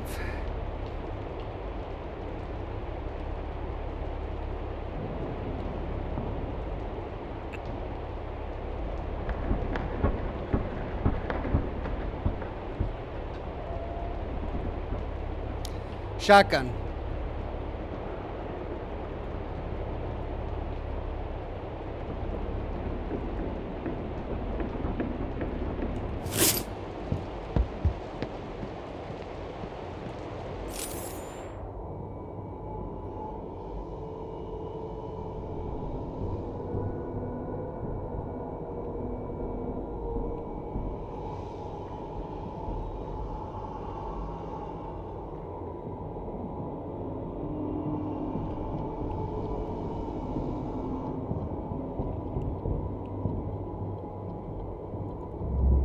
Do not open this door.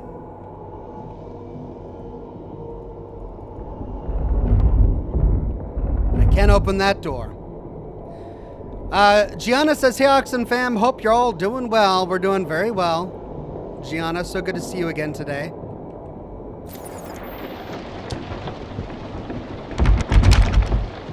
Okay, I think that's it.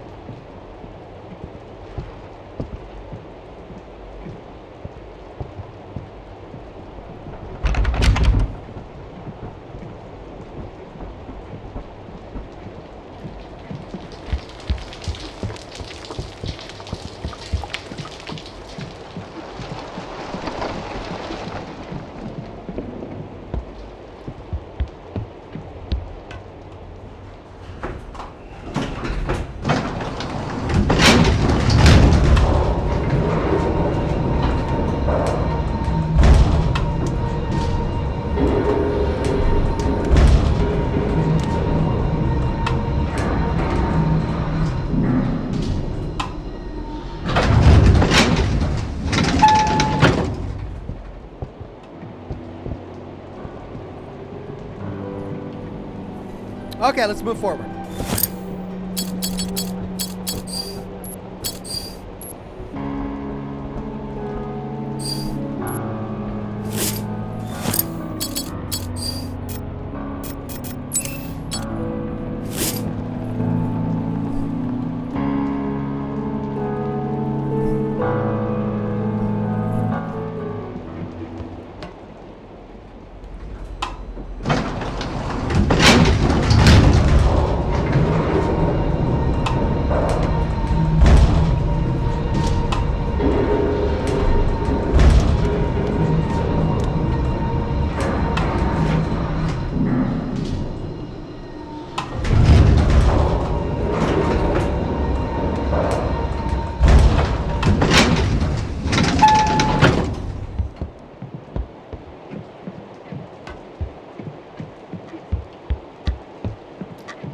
We've got a hard save. Down we go.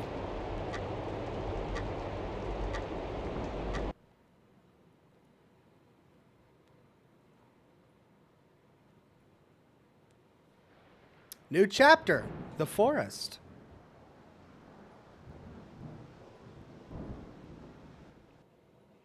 Wow. Wow, guys. Wow, another crash to desktop. Wow. Oh my God. Why? I just don't understand. Let's try again.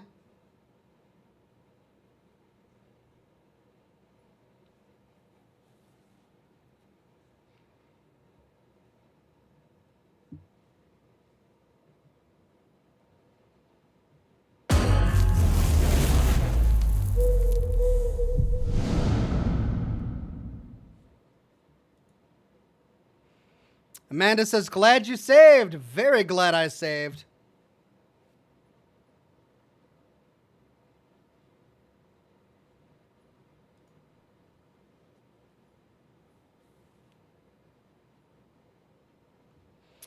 The Akuji on Twitch says, hey Ox, hey there, the Akuji.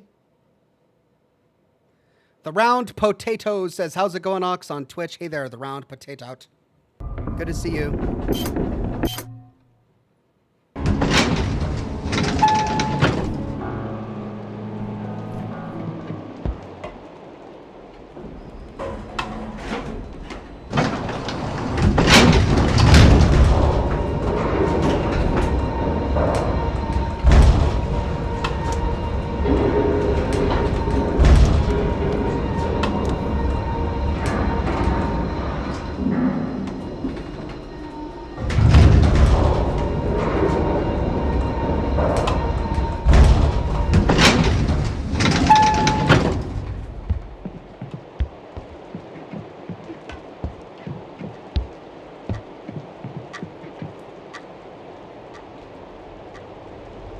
Cross your fingers.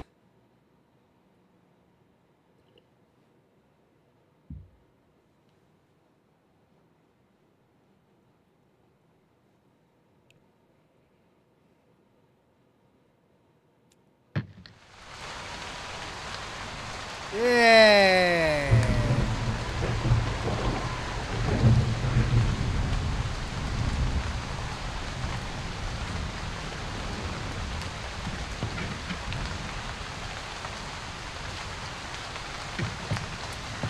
Am I back in time? Yeah, I'm back in time. To the founder of that hotel.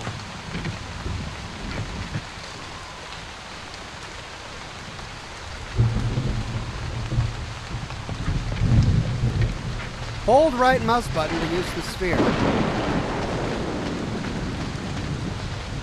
Oh, I'm not back in time.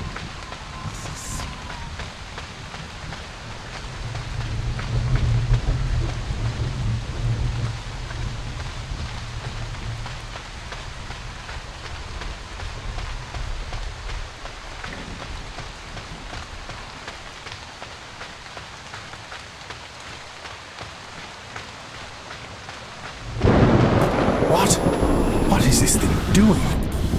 Wait, I think it's trying to show me something.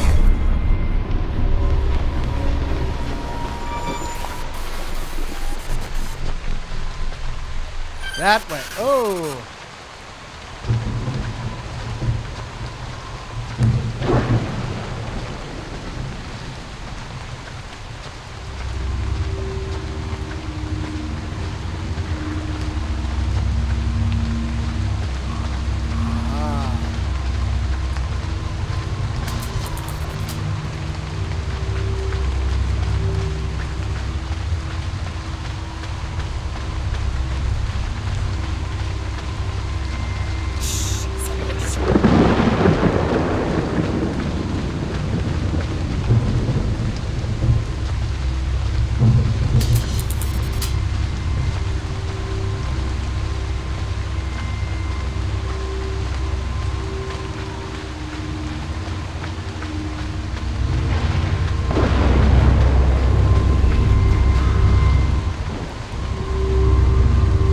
Metal piece. Oh, is that so? It's searching for its parts.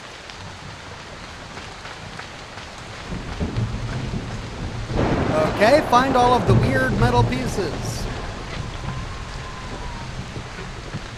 Oh, but that's blocked. I can't go that way.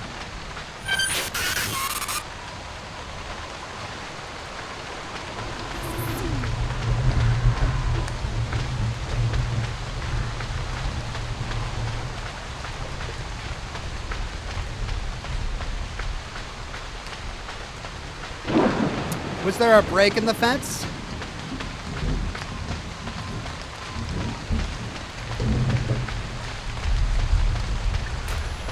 There we go.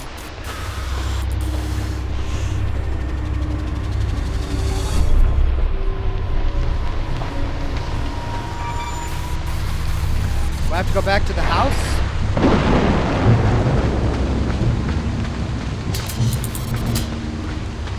No.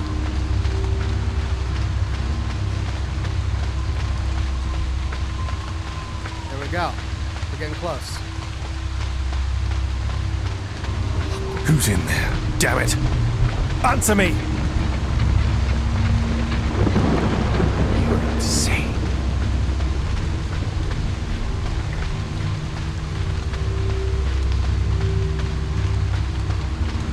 I'm the one holding a glowing ball. Matthias! Is that you? He's calling everyone else insane.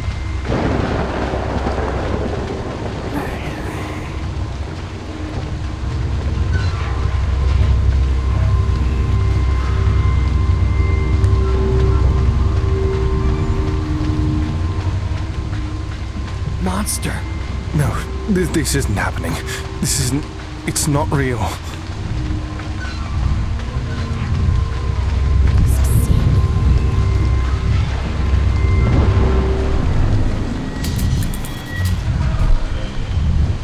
Metal piece.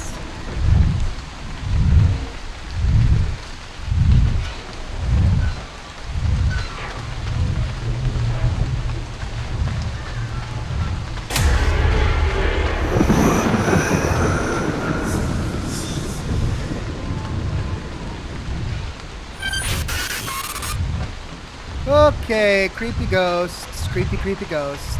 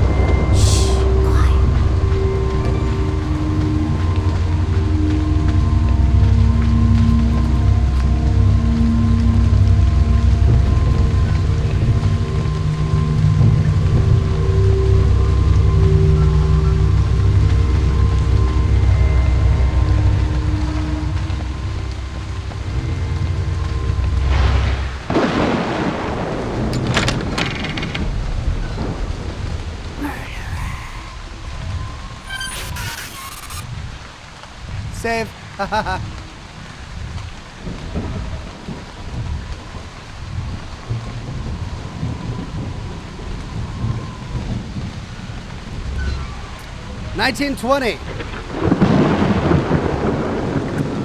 There was a bunch of electrical components outside of the building that didn't look like they came from 1920. But okay.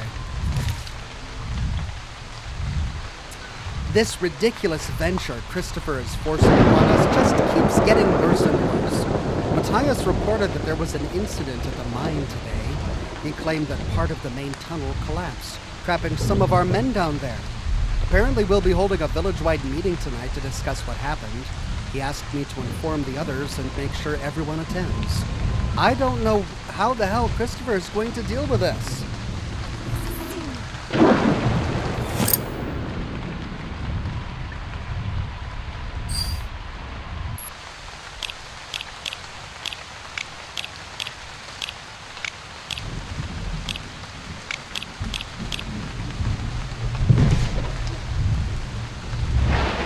Administration warehouse key.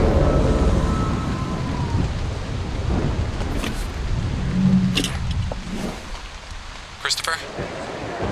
The men found something. Found something? What is it?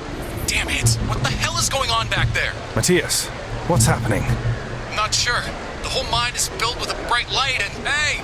Stop all that running around, you idiots! Matthias, talk to me. What's going on? Hey, what's the problem down here? What?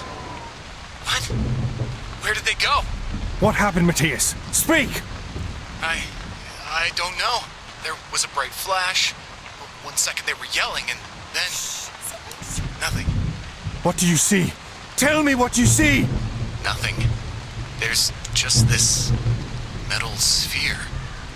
Don't touch anything. I'll be right there. Don't touch the metal sphere. The sphere. And the men vanished. That's why Matthias wants to meet at the chapel. I must hurry. Don't touch it. The sphere. I shall come. All in due time. The sphere.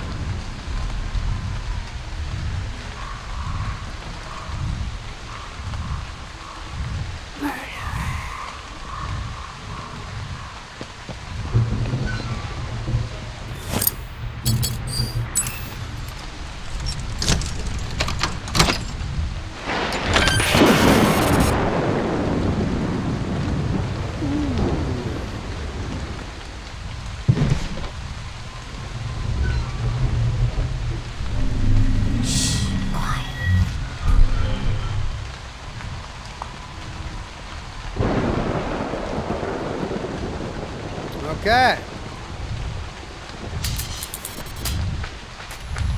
I'm coming to the mine, Matthias.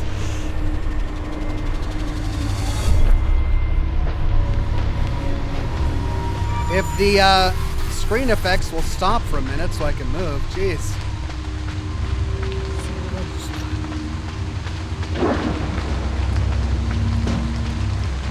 Well, that way to the mine. But, yeah.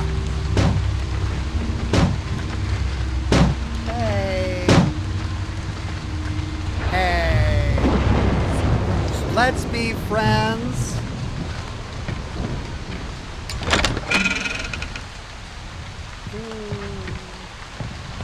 That's a lumpy bed. That's a lumpy, lumpy bed.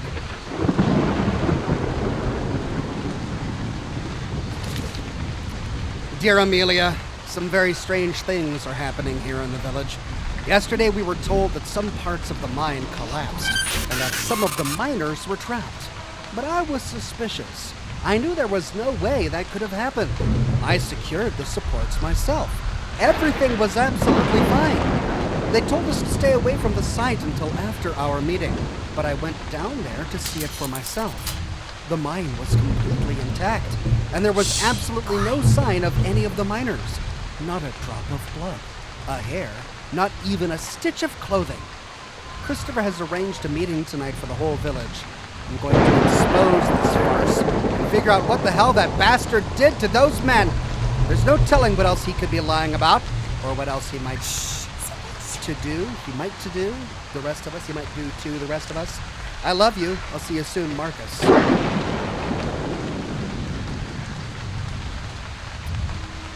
Well, so Christopher, me, I'm supposed to know what happened there. Apparently I don't.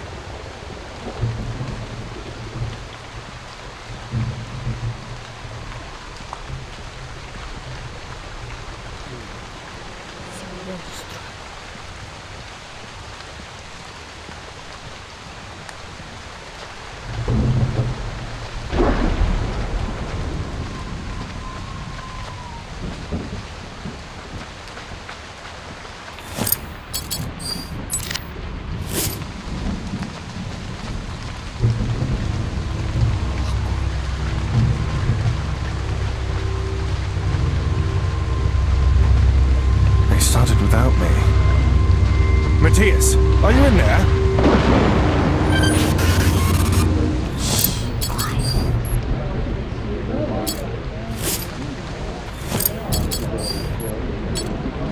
Ah!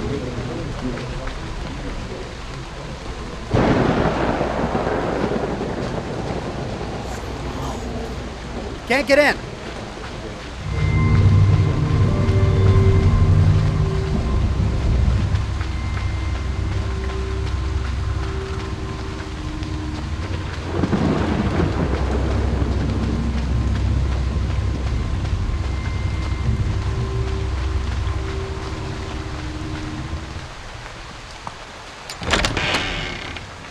Aha!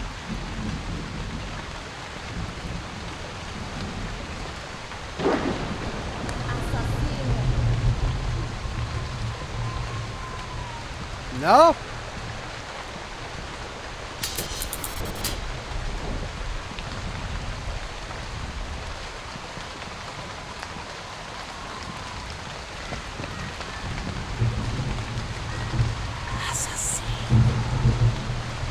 Can't get back there. Okay.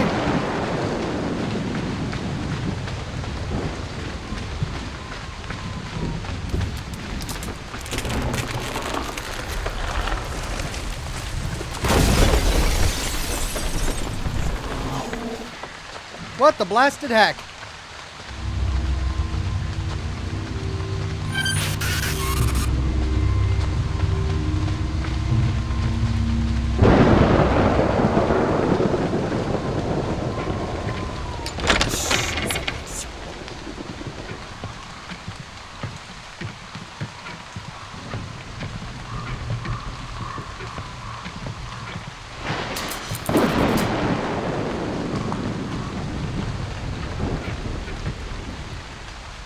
Can't get back there.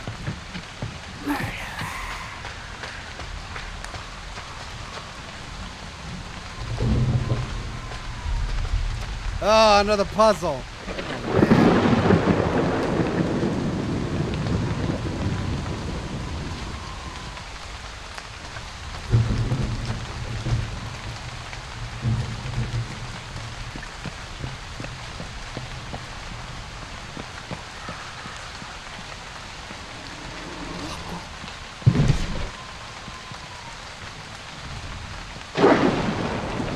Right.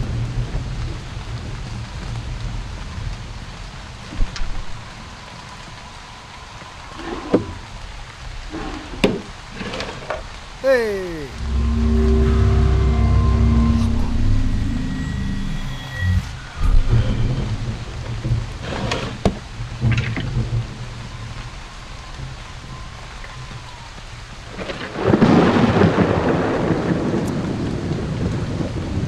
$35.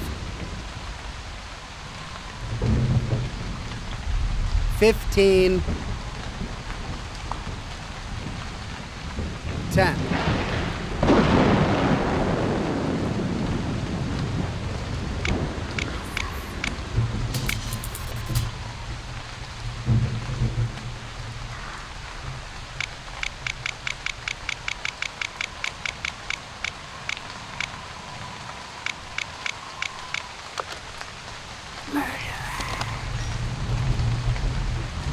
Pliers.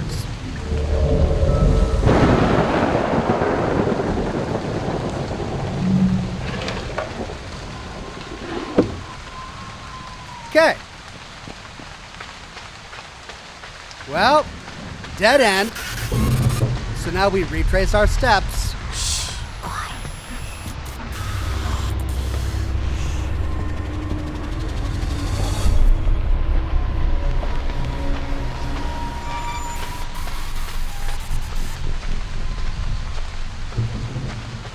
Gianna says, did you hear about the famous pickle?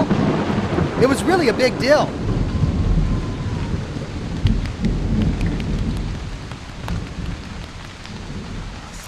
Nathan Hudson says, been watching since I was a kid. Seeing you live for the first time and hearing your voice after so many years is a trip.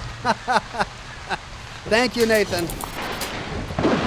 I often hear that my appearance does not match my voice.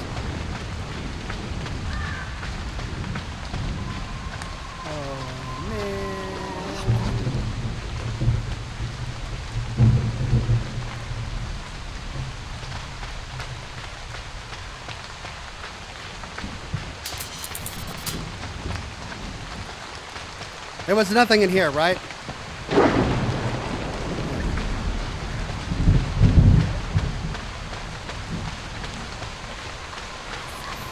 Right, I'm gonna wrench this off. I can't wrench it off?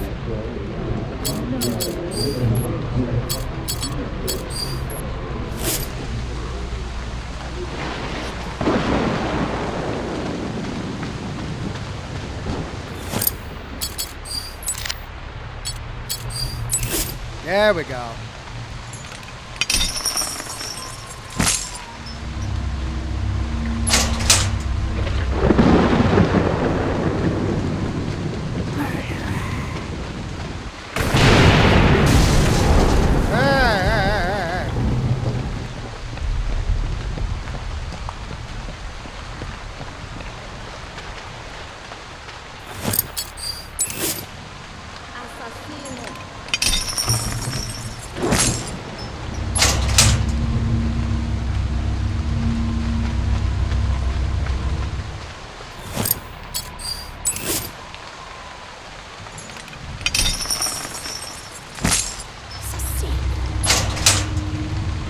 Blue Thunder 29 became a bronze ox. Thank you, Blue Thunder.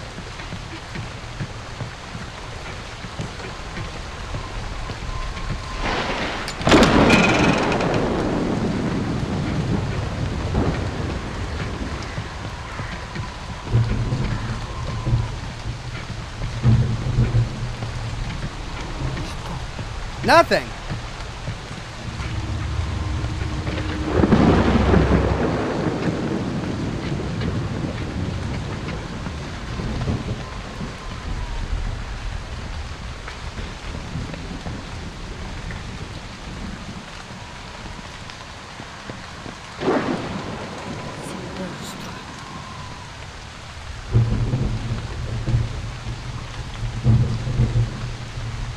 Nothing.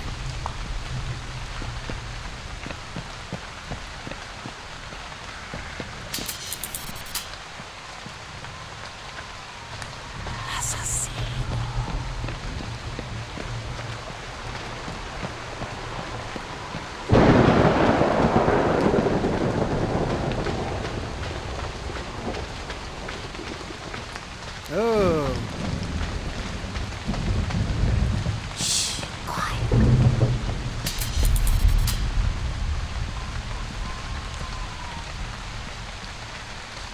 Nothing.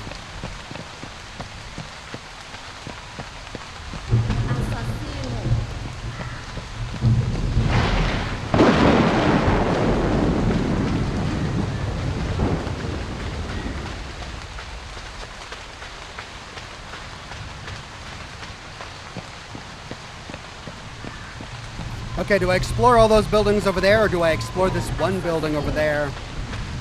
Over here? Let's explore this building real quick.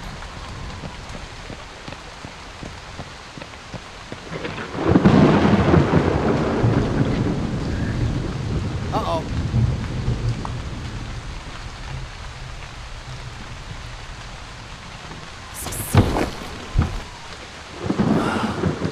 Fuck. Matthias, I didn't think things would...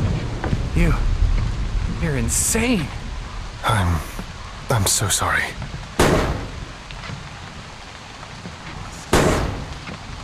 God, what have I done? What? What happened? Did I kill him? Did he kill me? I don't know what happened. I knew it! On my way to the meeting, I found Matthias lying in a pool of his own blood outside the last cabin on the trail. He gave me this little metal piece and told me to hide it from Christopher as best as I could. Whoever finds this, know this. He killed them all. Christopher's the one who murdered everyone in the village. Marcus.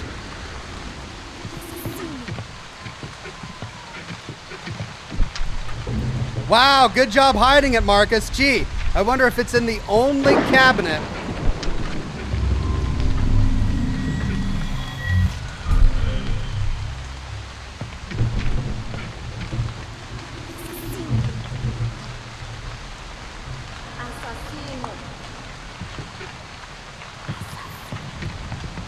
Okay, well, we could continue that way, but there's more to the village that I haven't explored.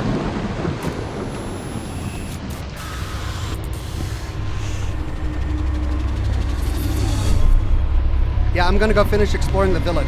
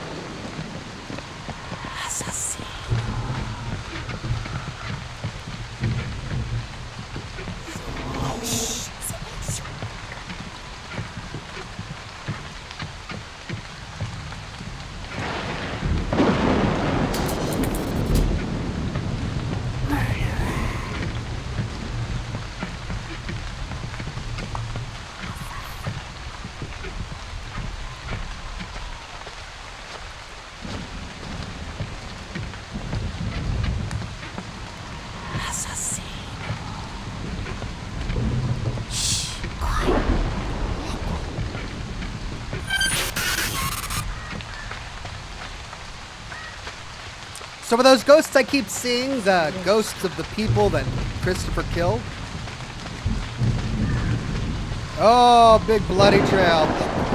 Hey, I saw you back there on the bridge. Hey! Christ, I'm losing my mind.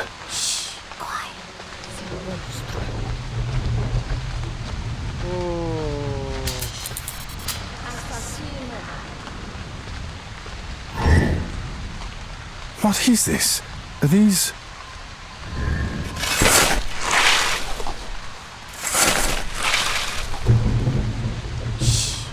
How could this have happened? I can't remember anything. Okay, that's the key to the one house that I haven't been able to open yet.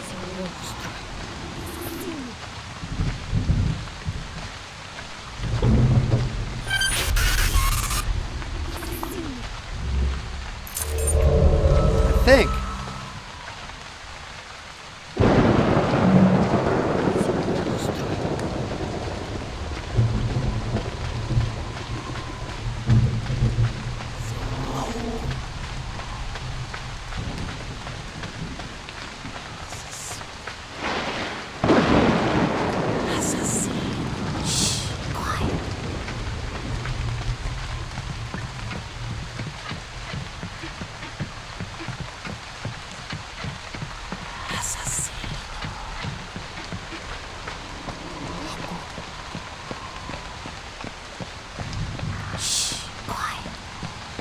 The chapel.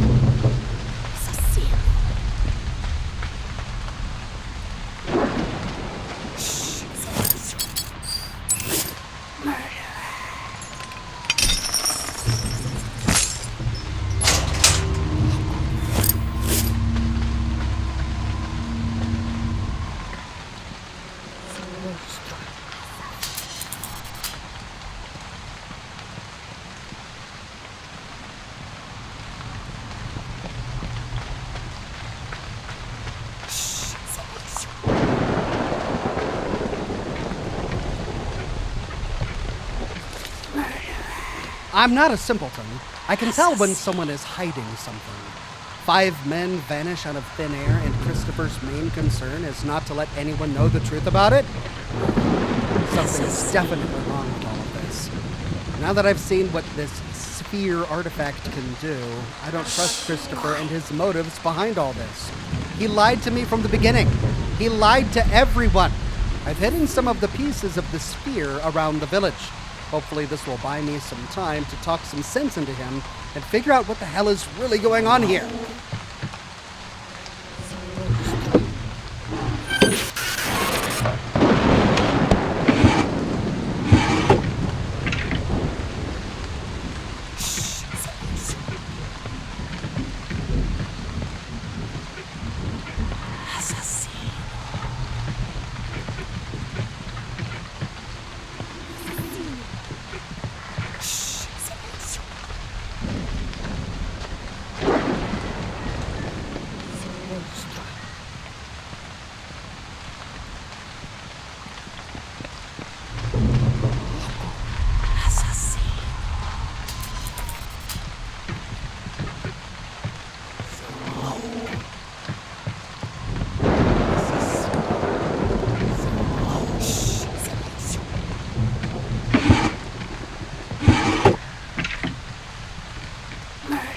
Hey, mining helmet. Memory found.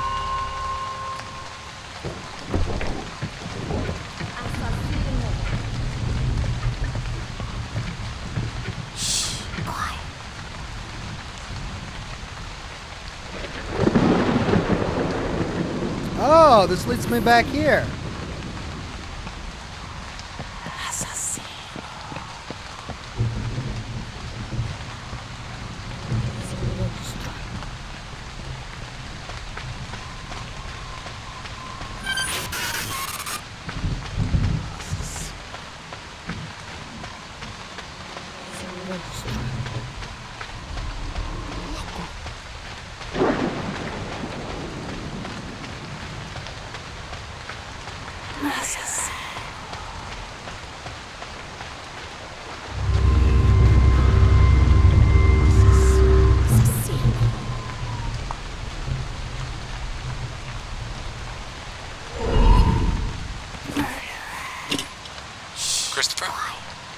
did you call everyone? I did. Good. And how are they feeling? More calm now after I talked them down yesterday. All right.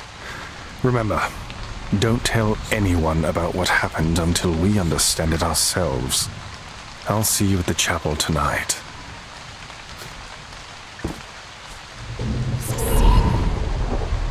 Here we go.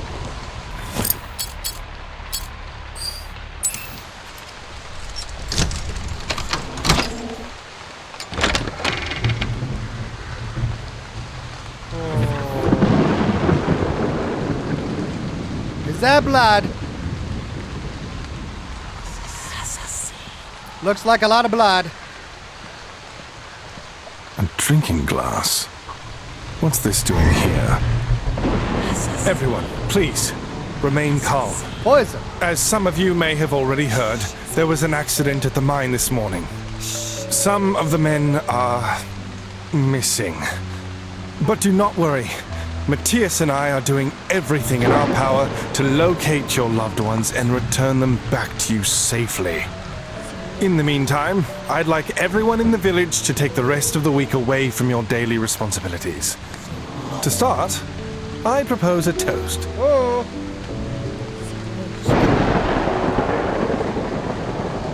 Murder! Please, let us drink. To the future! The future of death!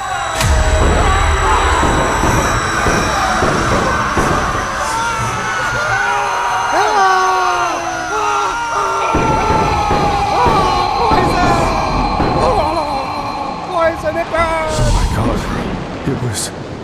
It was me? It can't be. Drink up, Christopher! You're a murderer!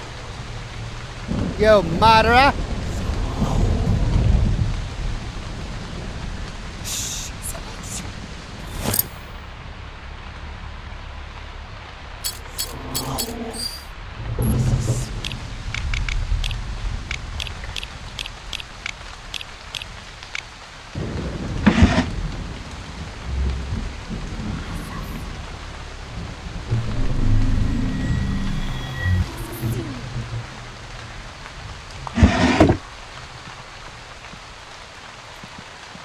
I mean, there's one glass left.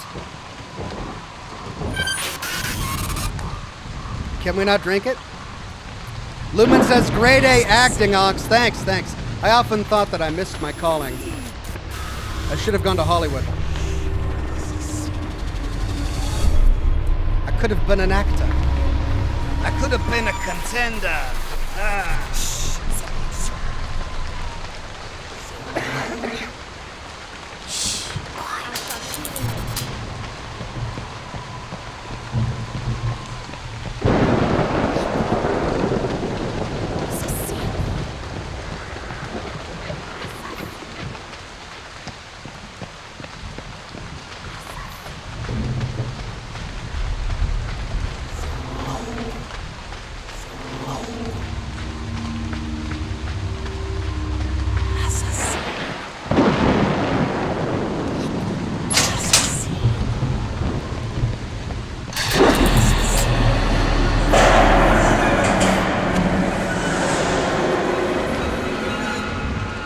There's lots of sound effects. A lot of creepy sound effects.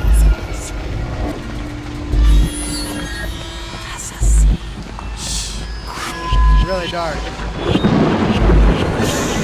Now I'm running in flames.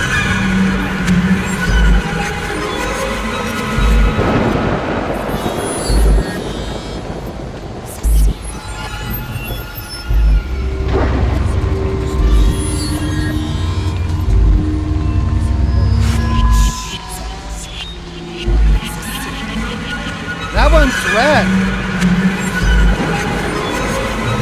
Do I not take the red one?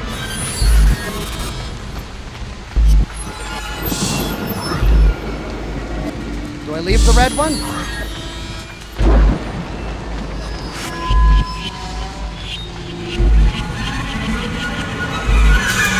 I guess I gotta take it.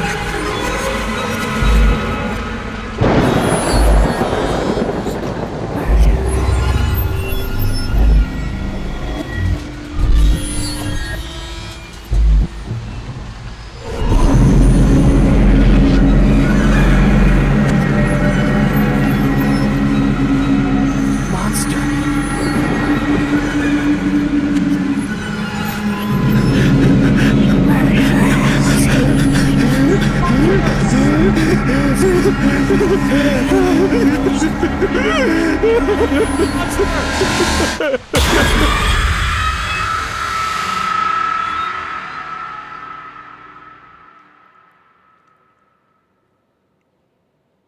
right, in the mine.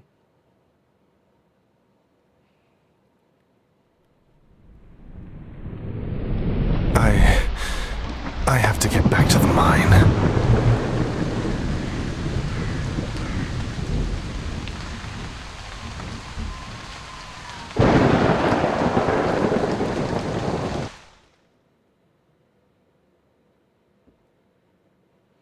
The underground.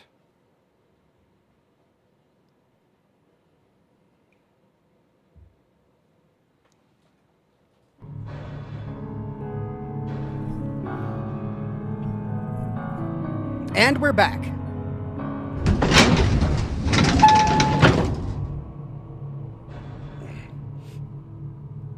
Avaro says, so glad to see you tonight. A wonderful break from a shit week.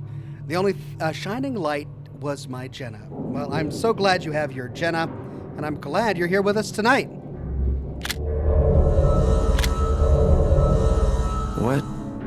What is this place?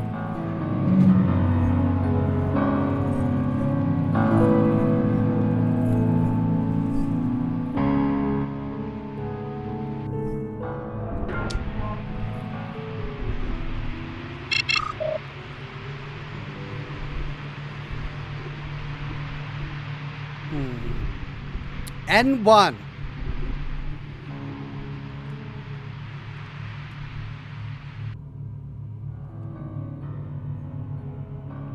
Huh.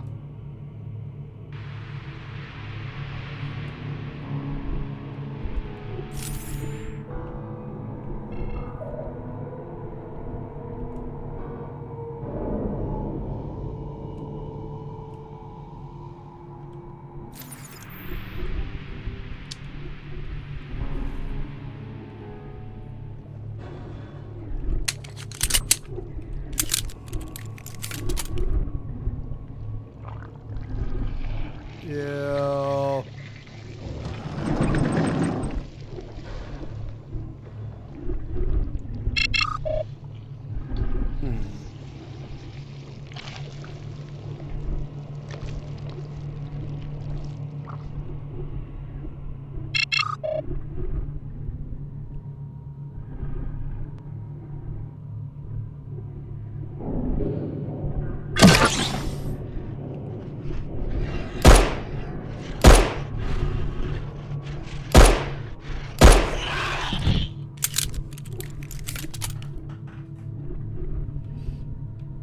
Looks like some kind of mad scientist's lab.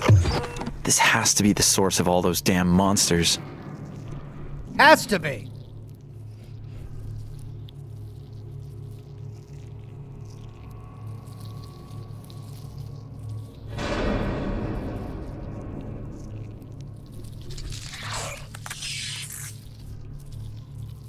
I heard you. I heard you.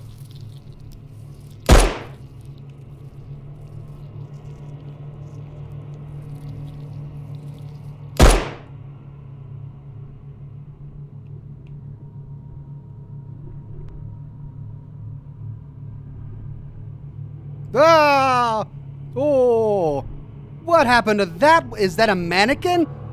Or was that sucked of all blood so that she's white?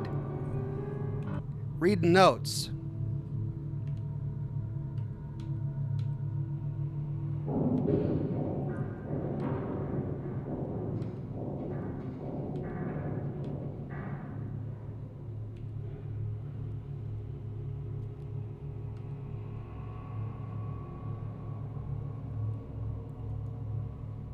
So this is how the Sacred Trail was seeking to make people better.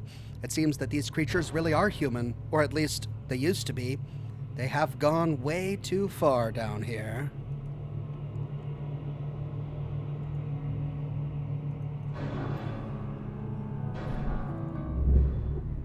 Dead monster. It looks like the body has undergone serious mutations. I'm glad I don't have to face this thing. Looks like some kind of experiment.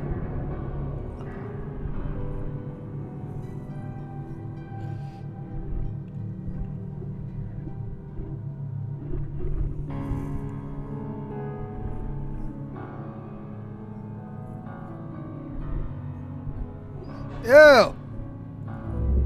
Parasite samples? It's the same organisms I found around the hotel. It seems to evolve quickly.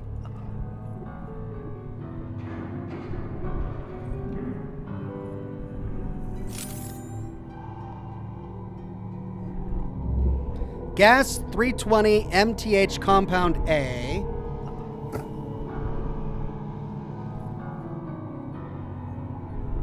I can't take it. I can only return it.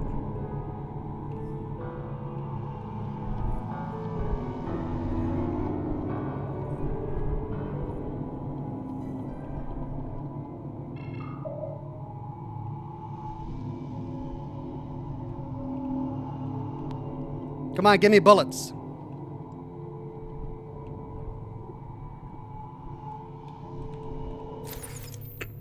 Now. And that's locked. Oh, I can manually unlock it. Oh. Ah. Wait, what's that? Testing tube. Something is moving in there.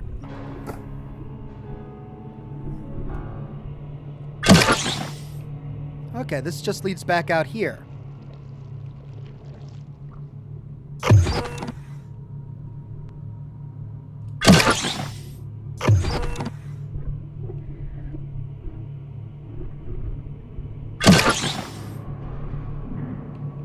N2. Locked.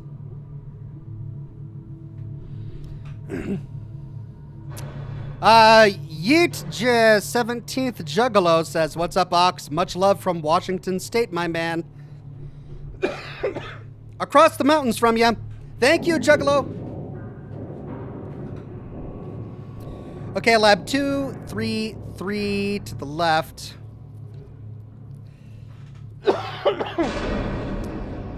Procesamiento de datos transportador, blah, blah, to the right.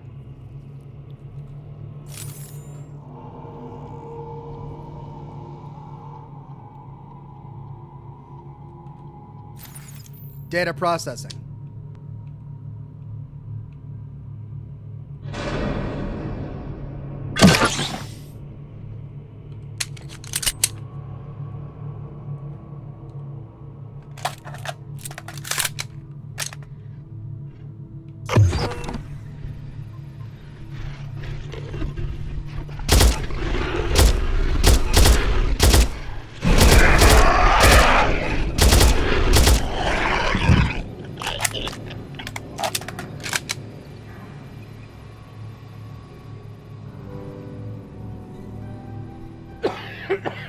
Save point.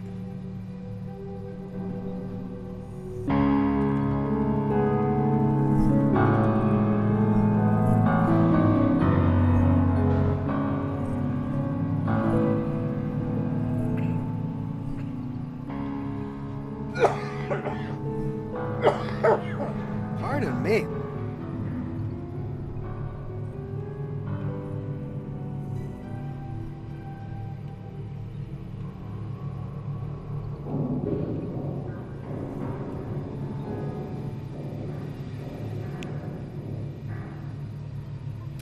It's the blue screen of death.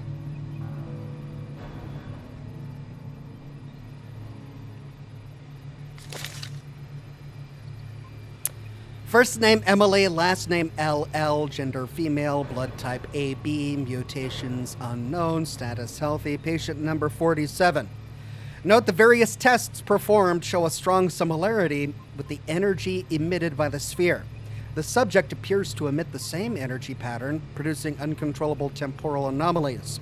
We will continue to contain the subject inside the incubation chamber as suggested by Master Christopher.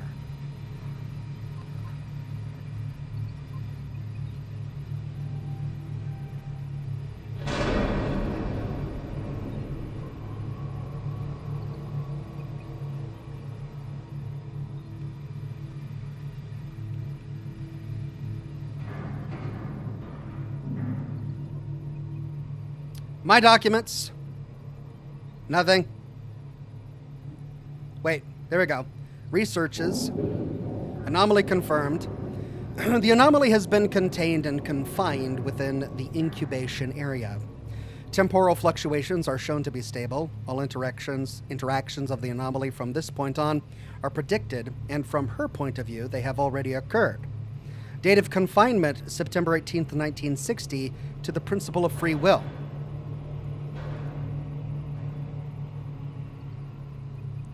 Man, why are they running Windows 3.5? Immortality. Due to the large test that will take place in 2009, all experiments involving the extension of longevity are to be terminated. Emily should remain confined in the incubation area even during this period.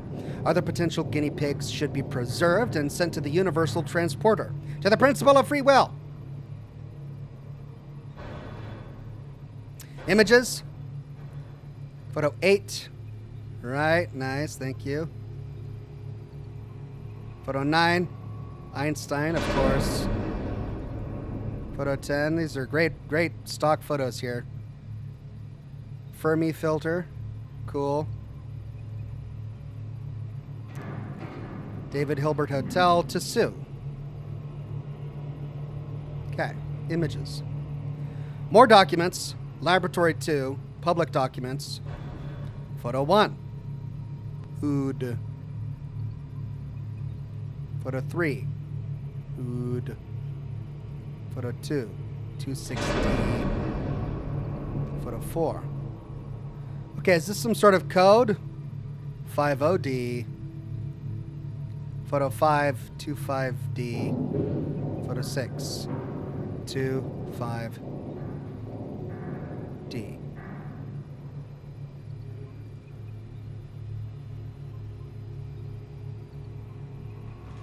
So I need to arrange these to produce a code.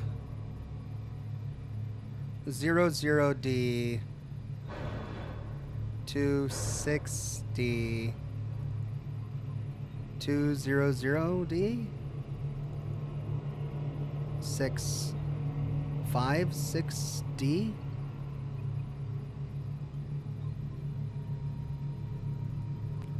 25D. 25D. What does that mean? Restricted documents. Photo 7. It's a clock. 8.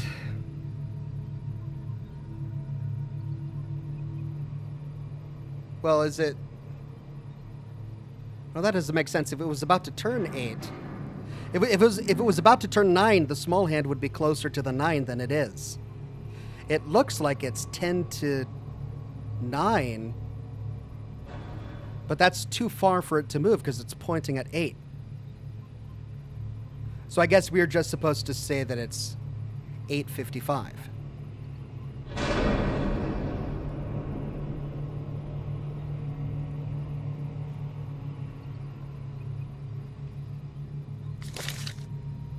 Access cards. The creation of higher level access cards requires encrypted permission files.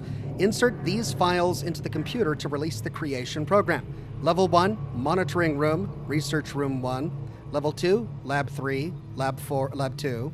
Level 3, research room 2, underground 2.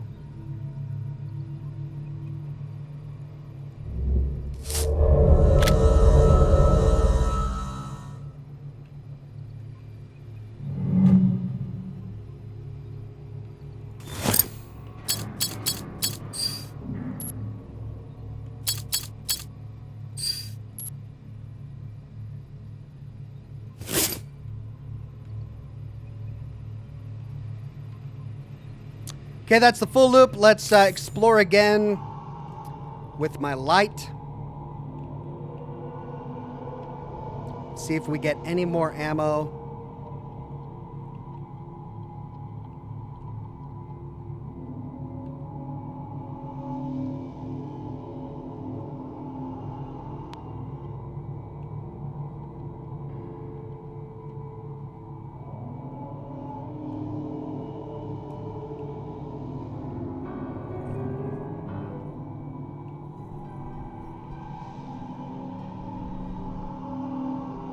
Yeah.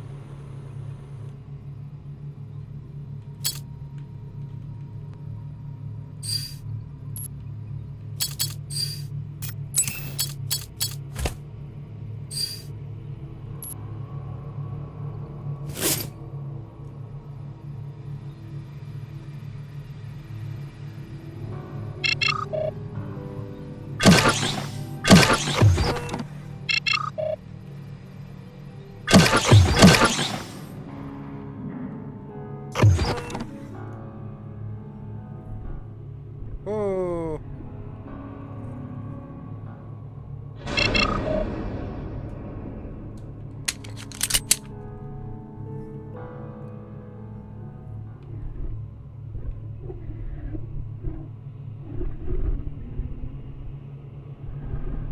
You hear something? Oh, is that where they're keeping Emily?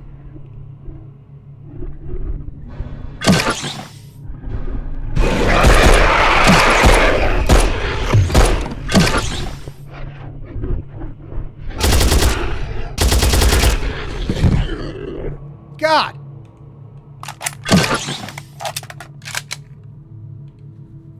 Well, I need more pistol ammo now.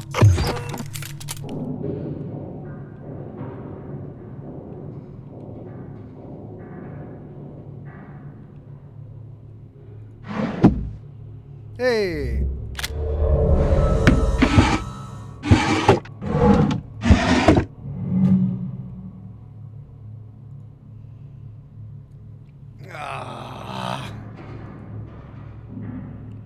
Freaking combination safe.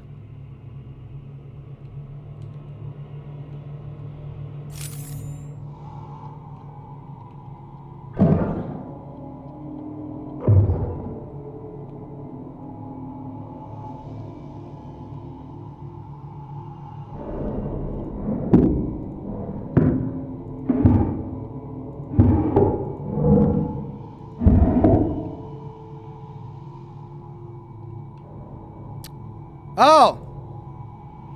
3 right, 3 left, 1 right.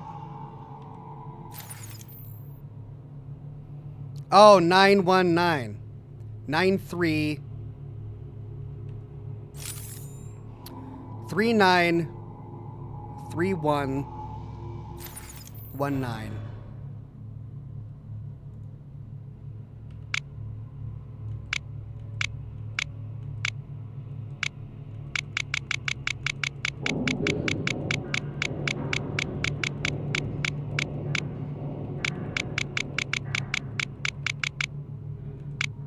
Got it.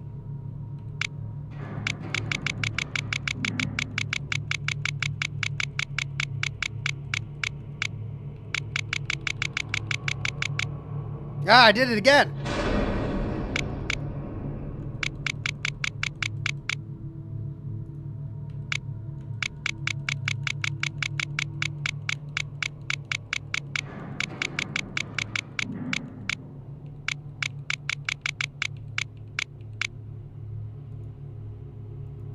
No? Oh, 3-1.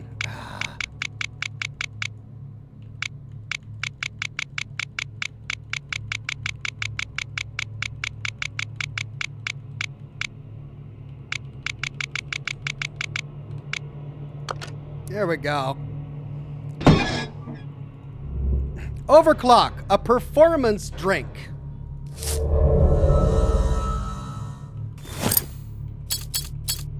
Performance enhancing drink for those who wish to have more focus, concentration, and energy. What?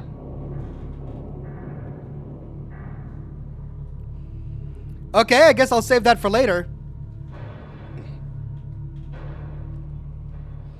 Alexander Geust, says, I never been to a live before, but all I got to say, because I don't got much money, is I love your content. Also, do you know if there's any lore for any vaults in Colorado for the Fallout lore? Thank you, Alexander. Good to see you. I can't off the top of my head think of any vaults in Colorado. I know we visit Colorado during the events of Fallout Tactics, but briefly, and we never visit any vaults. So, I don't think so.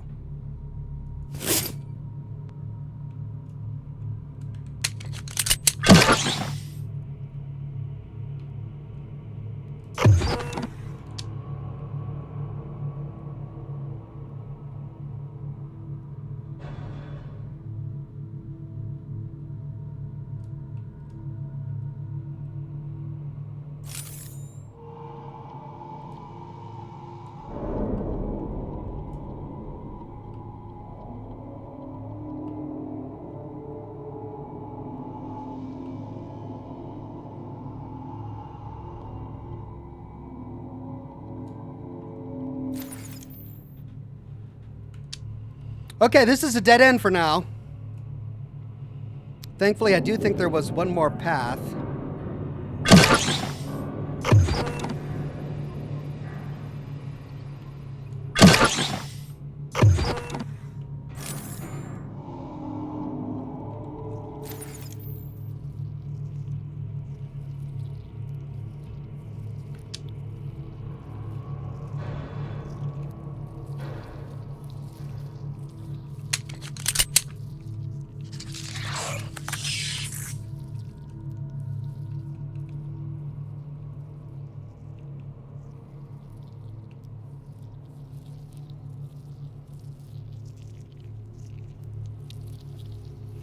Where'd you go, you little gremlin?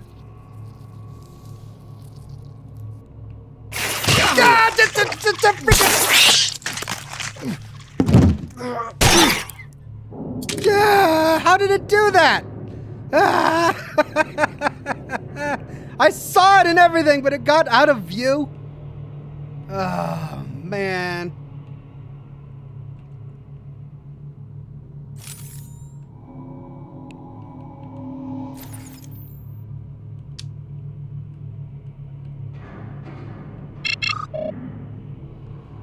Locked. Okay.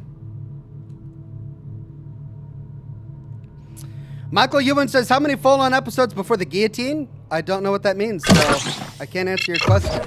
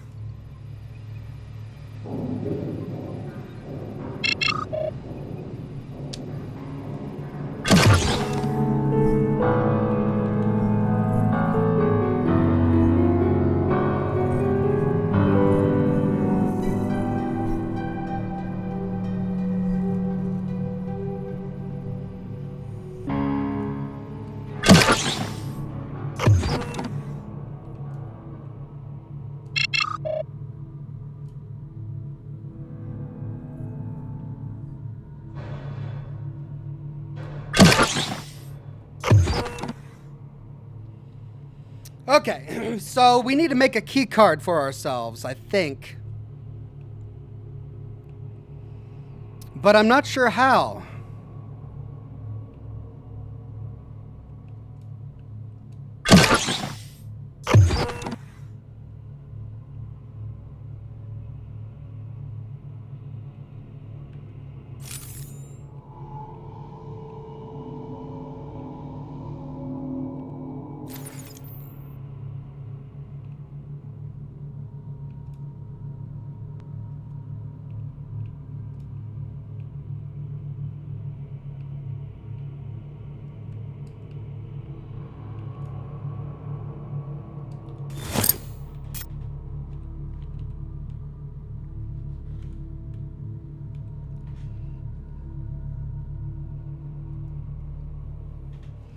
The creation of higher level access cards requires encrypted permission files. Insert these files into the computer to release the creation program.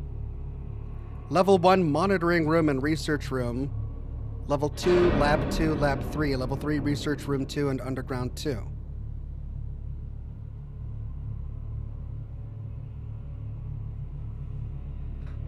Well, I mean, insert which files? Like, where do I get these files?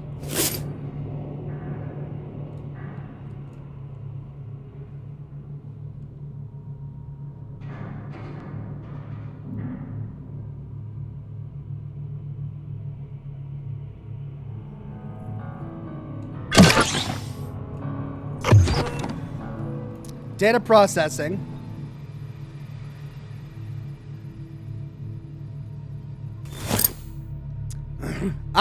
Okay. Insert them into the computer, but I don't have anything to insert.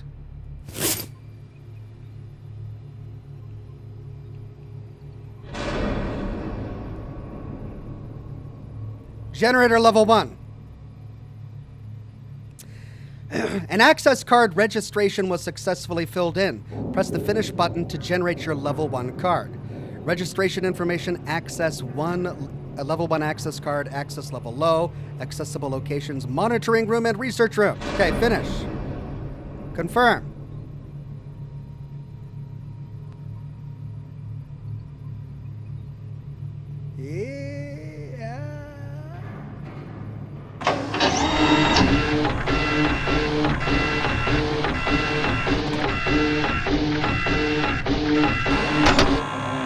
There we go.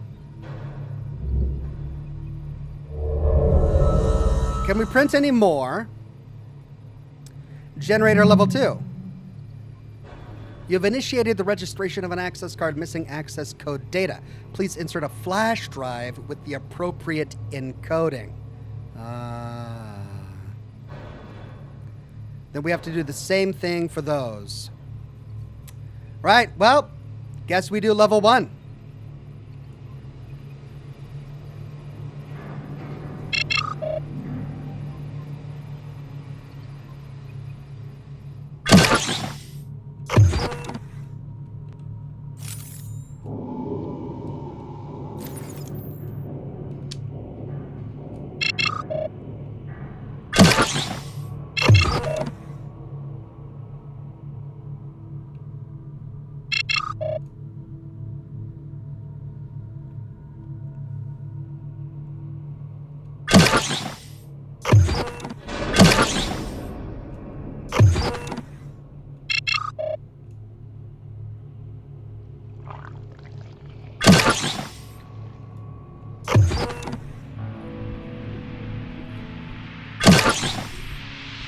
There we go.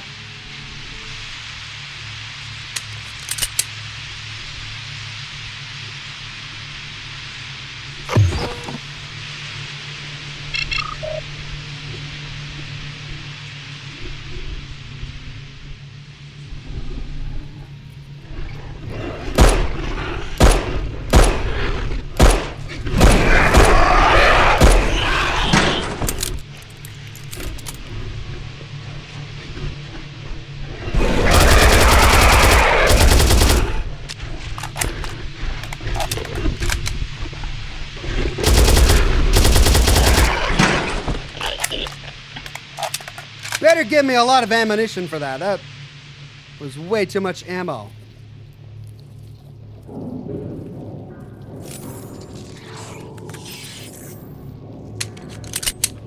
I heard you. I heard you. I heard you.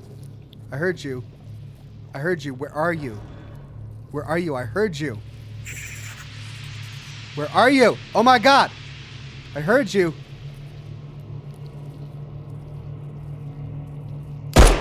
Gotcha.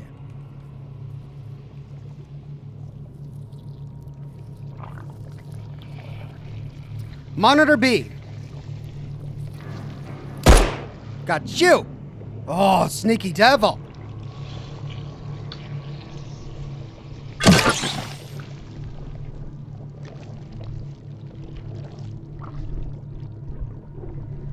Ah! I'm getting scared by doors.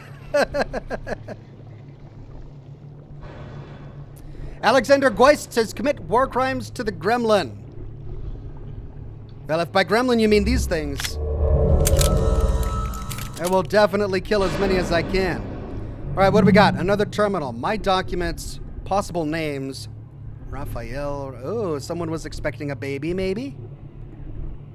Reverse anomaly. Due to the time reversal phenomenon of the anomaly, we can observe that their interactions with our world have intensified after her confinement in the incubator.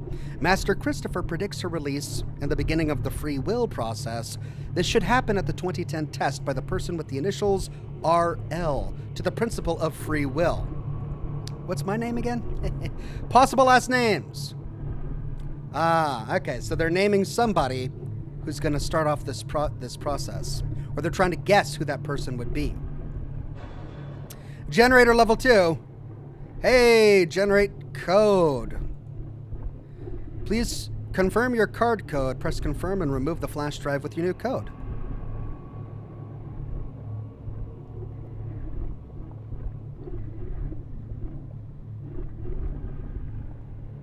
Code written successfully. Okay. Containment door.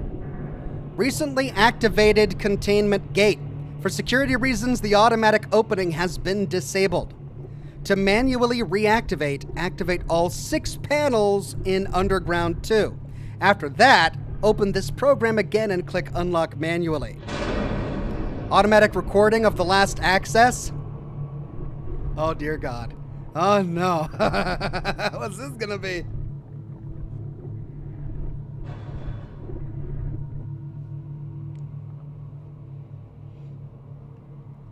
Last access.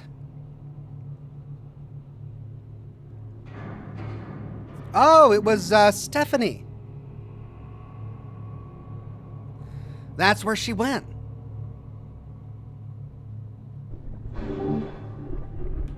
Cue to read notes.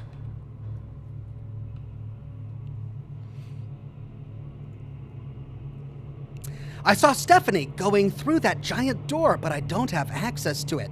She really is hiding something, no doubt about it. Every time I think I can trust her, something new comes along and proves otherwise. Should I really be doing this?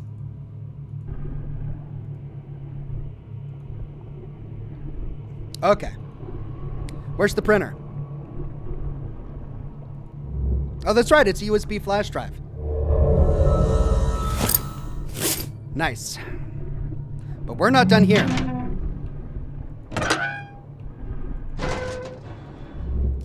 Thanks, but I want ammo. Mappa. Okay, transporter, universal transporter, data processing, lab 1, lab 2, that's where we came from, monitoring, lab 3.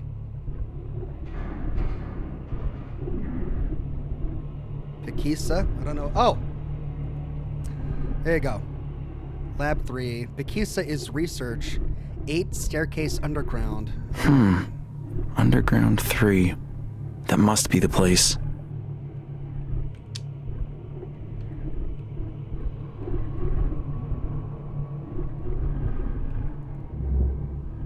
Cam 1, incubator. Cam 2, incubator. There's someone in there. Is The that girl. Emily? Emily. She's really here.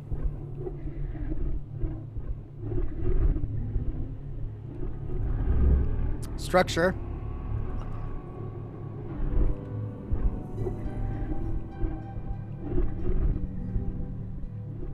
Hey.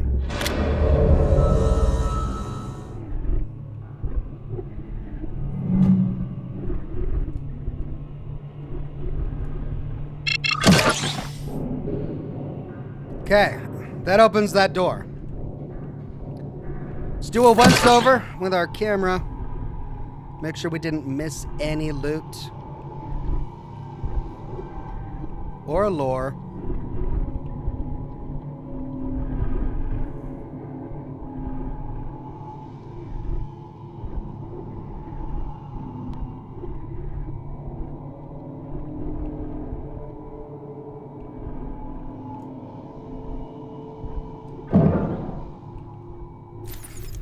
Okay, but before we go back and use the flash drive, let's finish exploring this section if we can.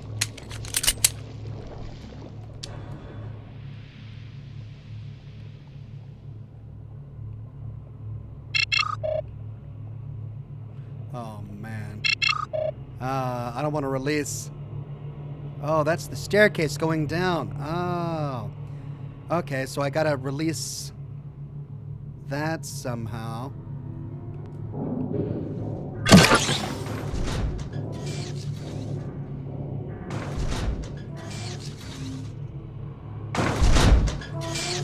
The blazes?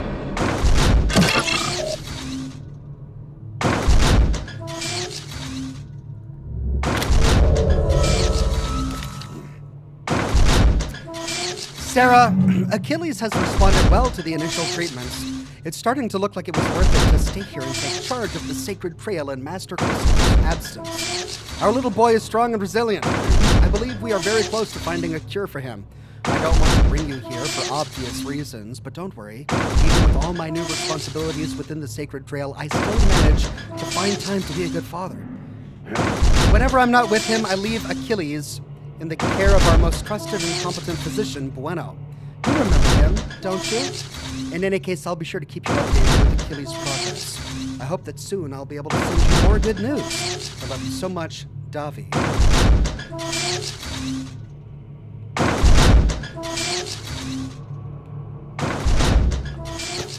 Inventory full! No!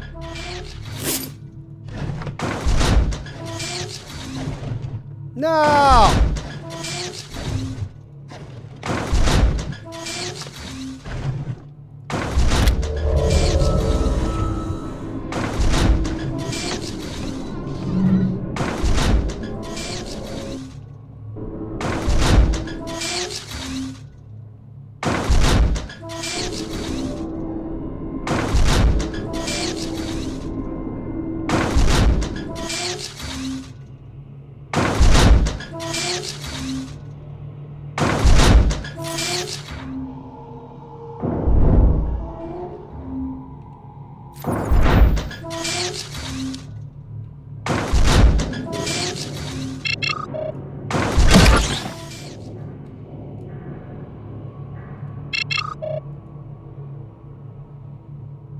What? Oh, it's stuck. Okay.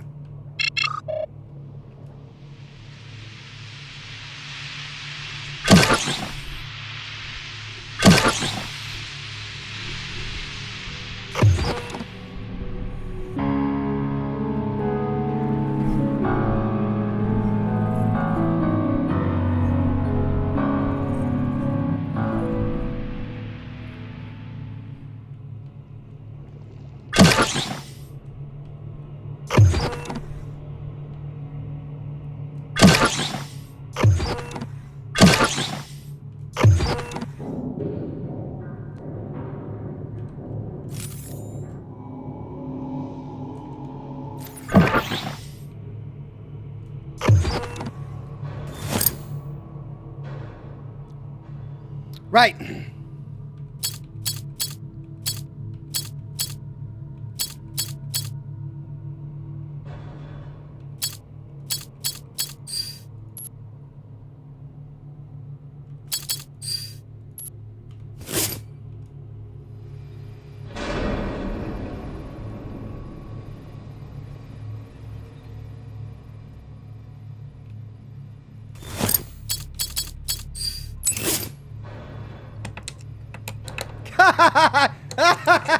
Yeah. Oh, that's how it is. Isn't that how it is? Oh, that was great. They got a sense of humor. All right, generator level 2. There we go. Successfully filled in. Press finish. Confirm.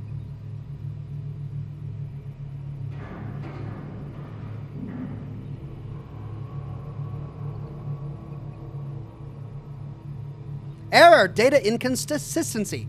Failure with the communication with the local server A19. Please contact the system administrator to initiate repairs. Close the program and open again as soon as the problem is fixed. Release access to the servers? Yes.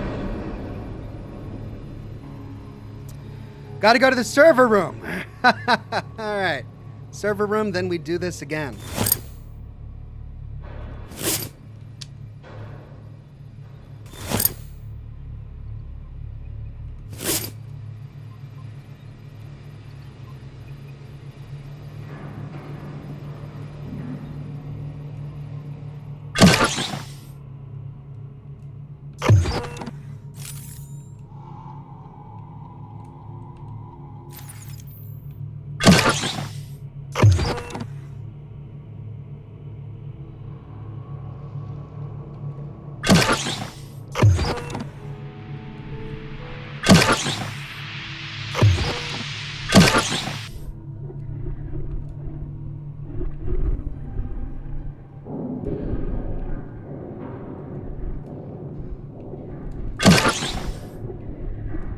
Where were they?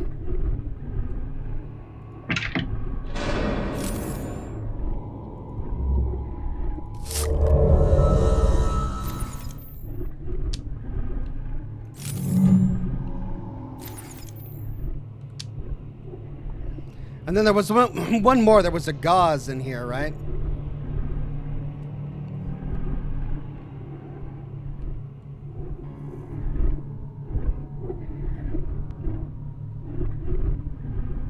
Was it in here?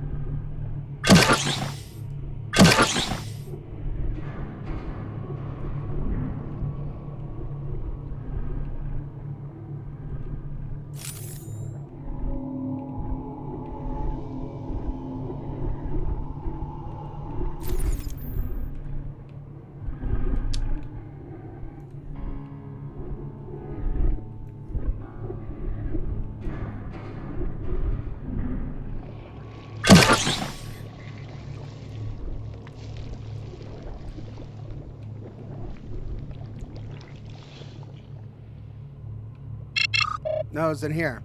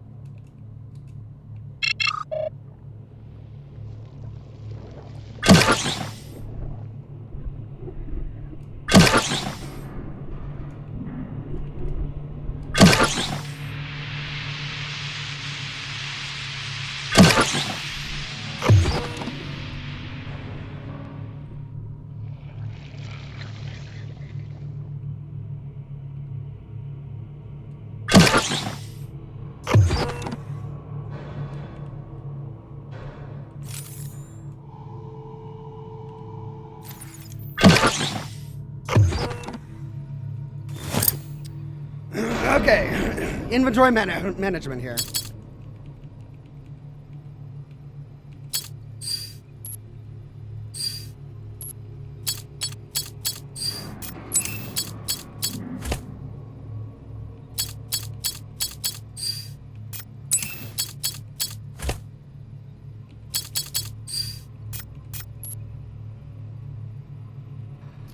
Right.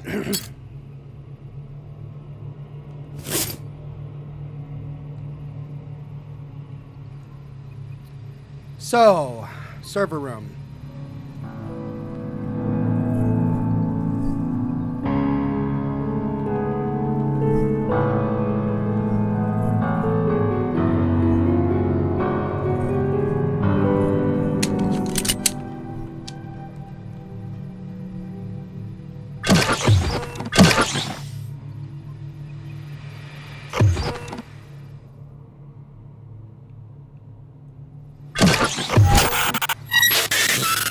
Oh, okay. Yeah, right, alright. Uh-huh. Gross. Sure. Oh. Dad? Dad? Dad? Please? Yeah.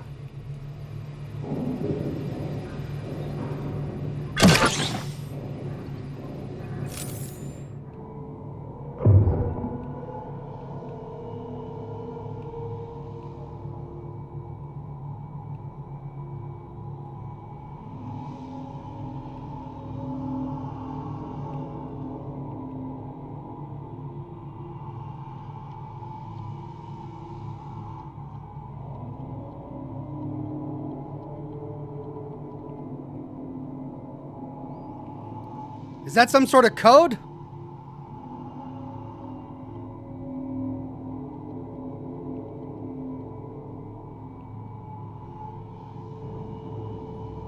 No, it can't be.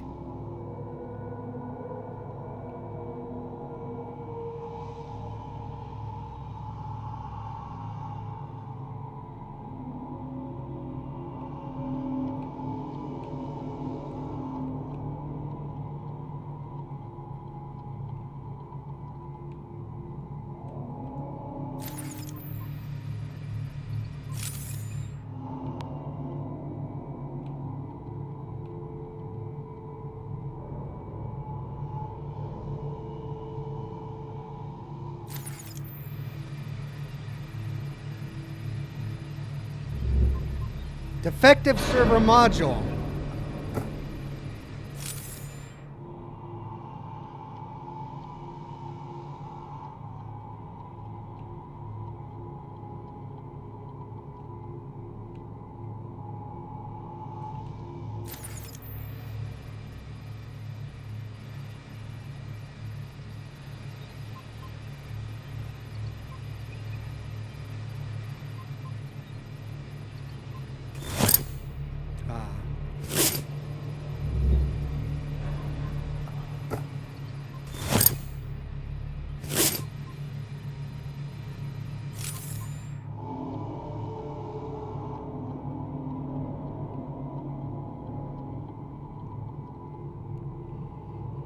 So, I need to find a working server module.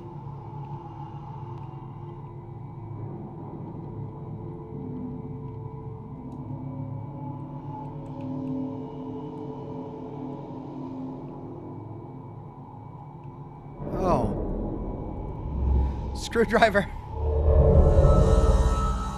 Okay.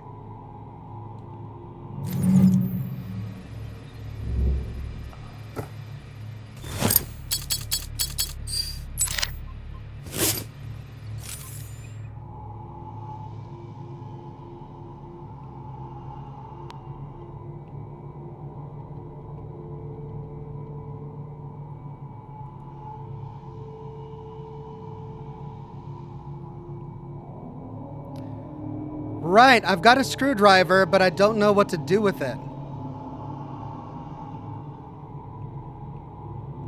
Pry one of these out, maybe.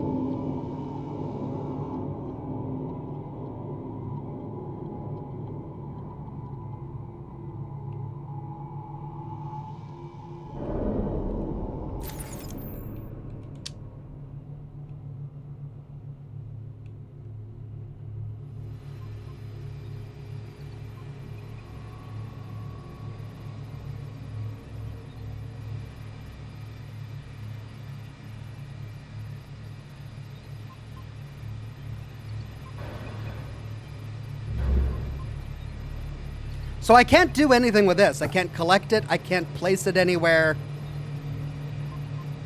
I got a screwdriver, but I can't seem to use it for anything. And I can't go back there.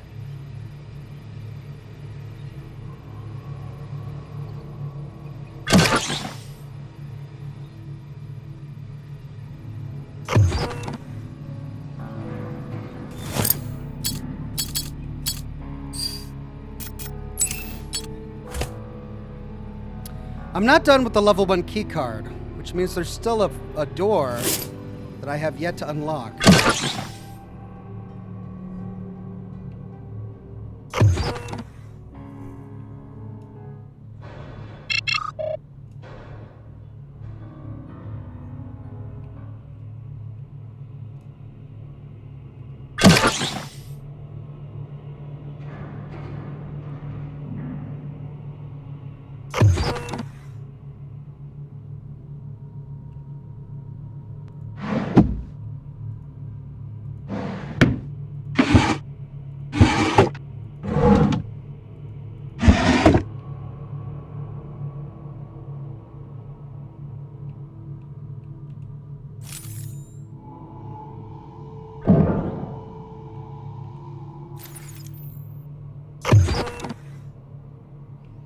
But I haven't found anything else I can interact with.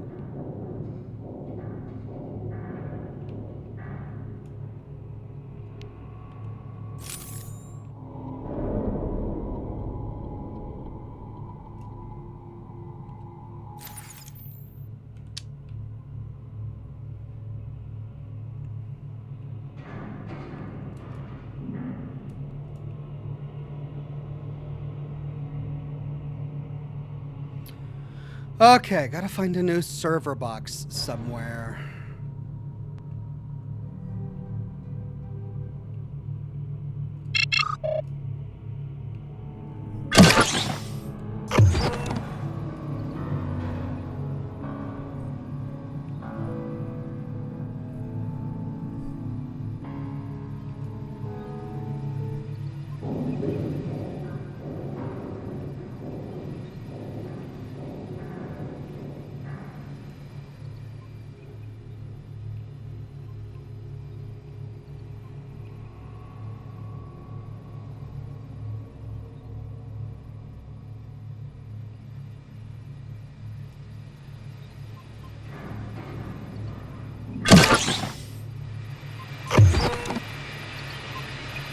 A19.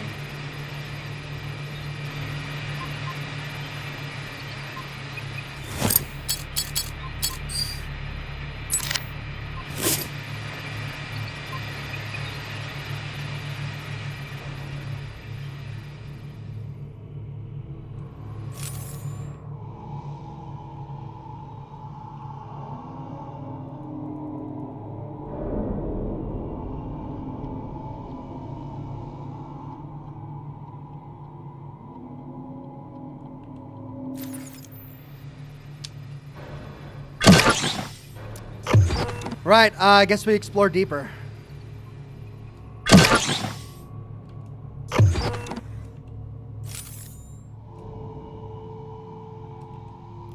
Chris says, I guess you couldn't use the screwdriver on the server box on the floor? No, I couldn't.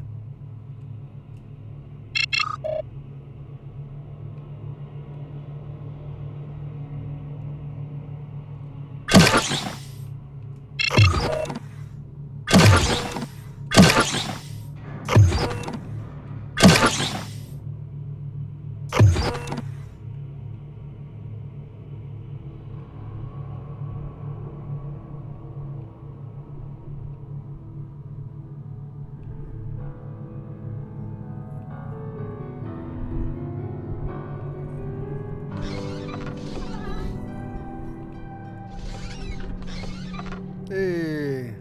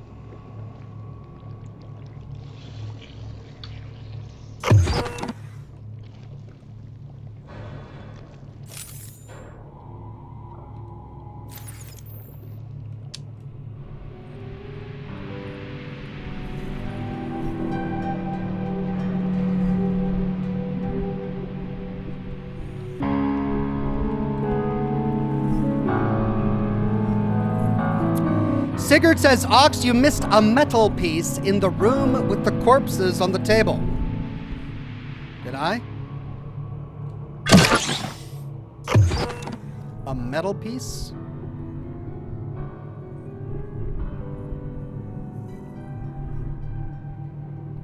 Oh. No.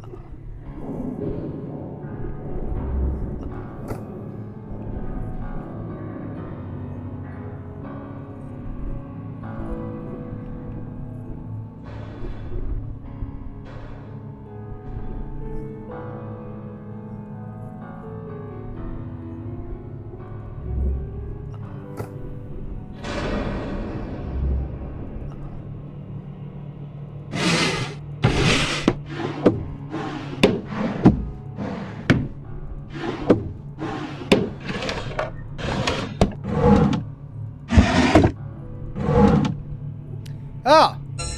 Upgrade item.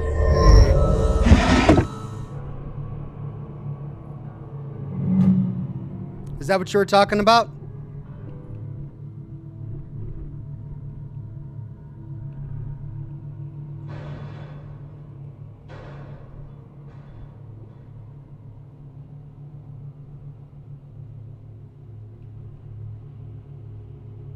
Because I don't see anything else. Okay.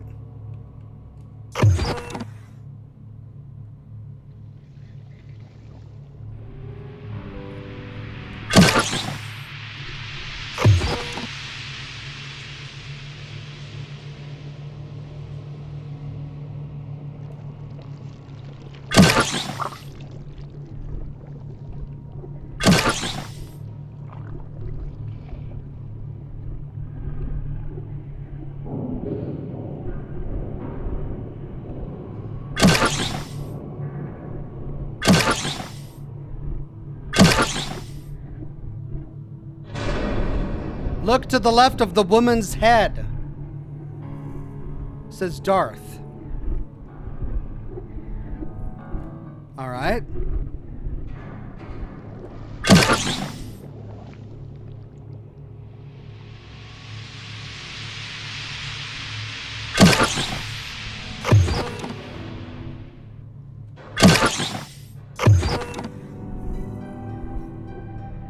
So I can't get back there. I mean, I see that, but that's just her. You see that dot? It's not on that tube. It's on her. If I click on it, it just goes over her. Do you mean on that table? I already saw that.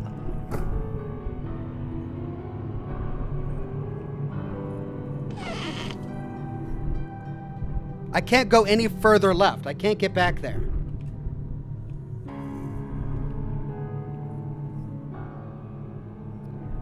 So there's nothing else over here that I can interact with.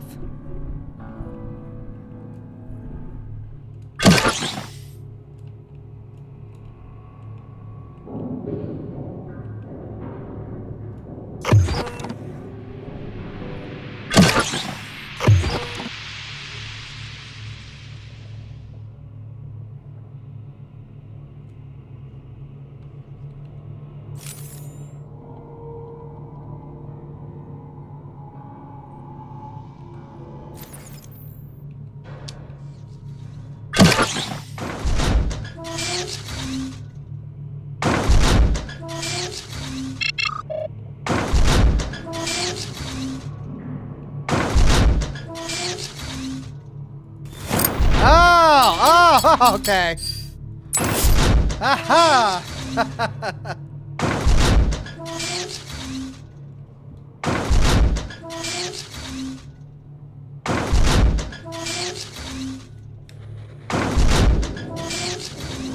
Oh, dear God.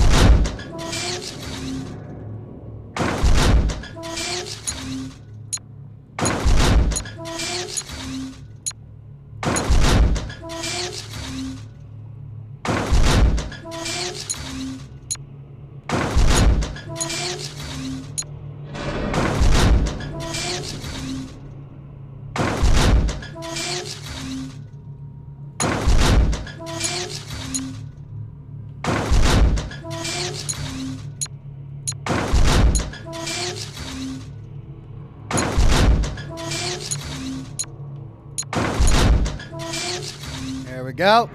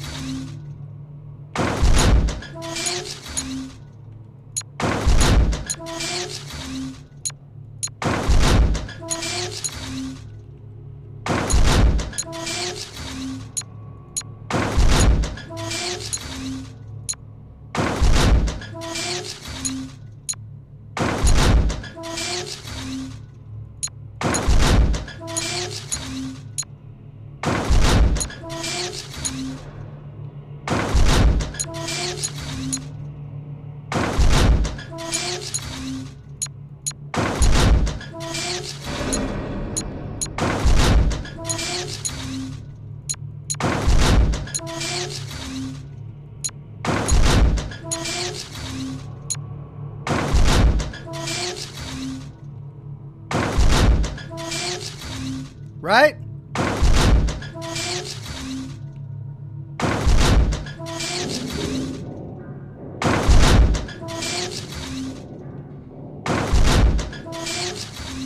Okay, where am I wrong? Oh.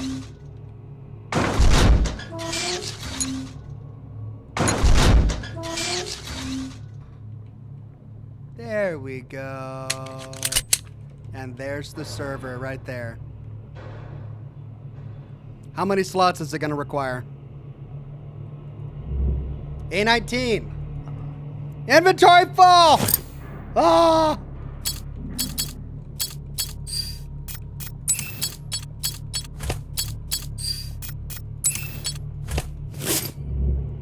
Yay! A20. All right, we know we needed A19.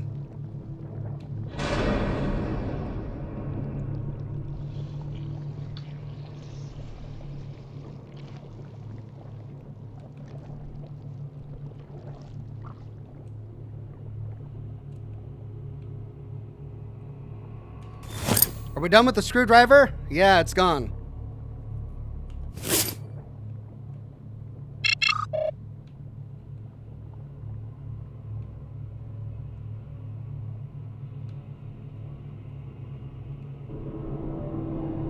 Hey. Yeah.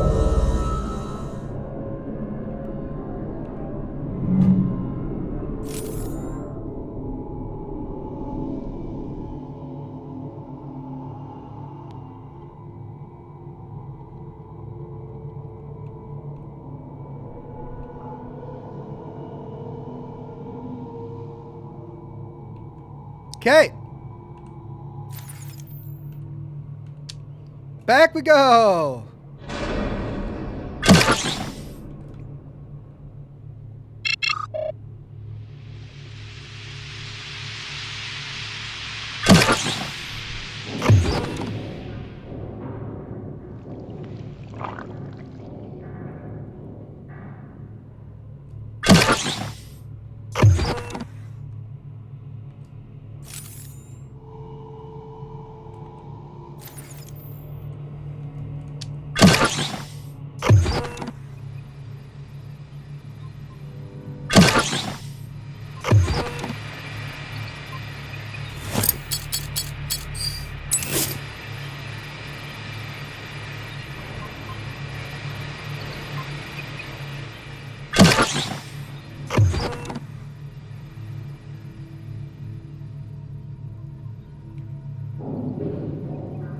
Level 2. Finish.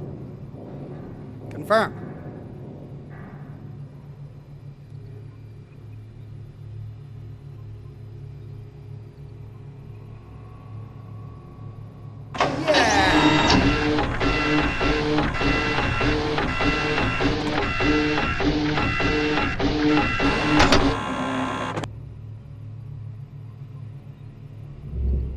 I still don't have the level 3 card yet.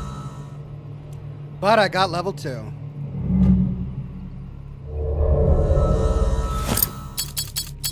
I'm done with level 1. But I'm not done with the USB stick.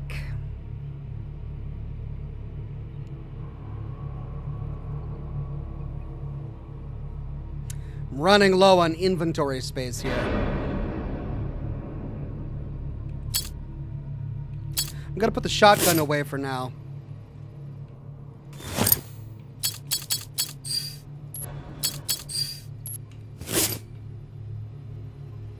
Okay.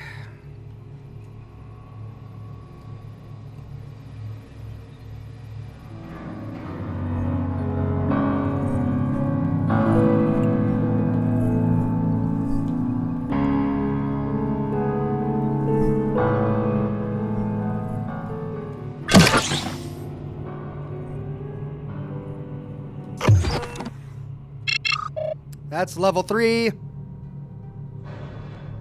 This was a dead end.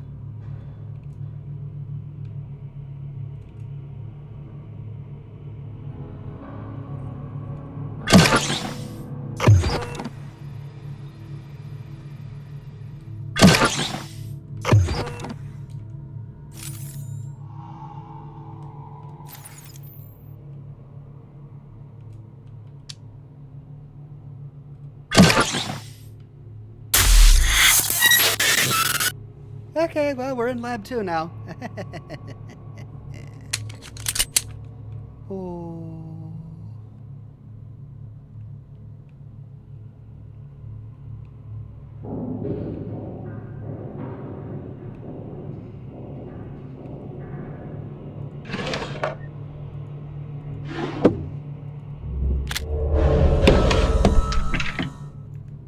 Hey.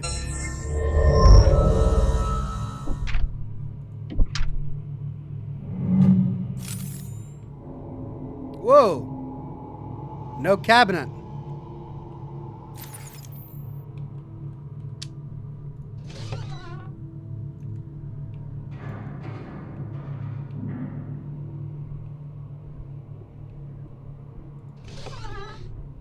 Hey, backpack space. Yes.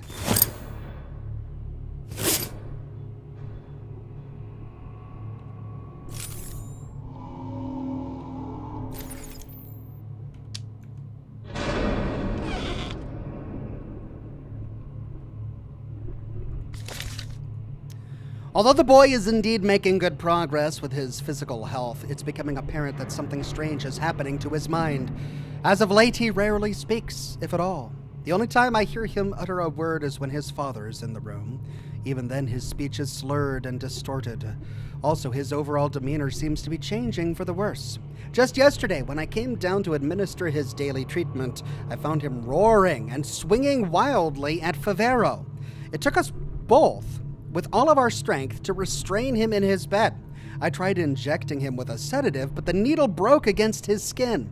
I'm not sure how much further Davi wants us to push the boy, but it's probably for the best that we try to develop some sort of sedative we can employ if he ever gets out of control like that again. So Davi was lying to his wife. The boy wasn't doing well. He wasn't being cured here. If anything, they were doing further experiments on him. Hey.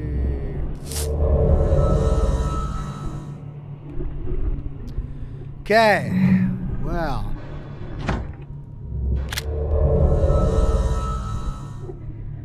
Got a safe here.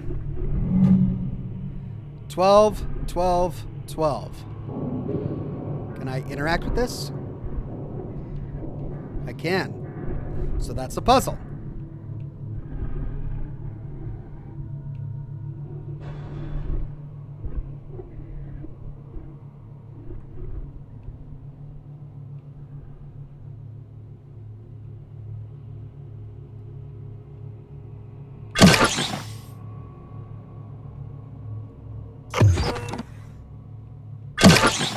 Right now, with the camera.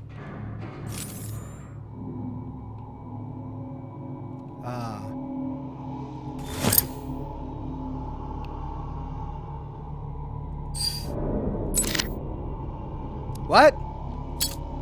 Oh.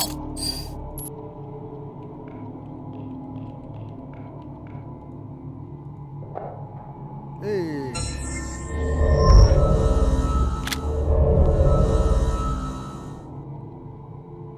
Whoa. What is all this stuff?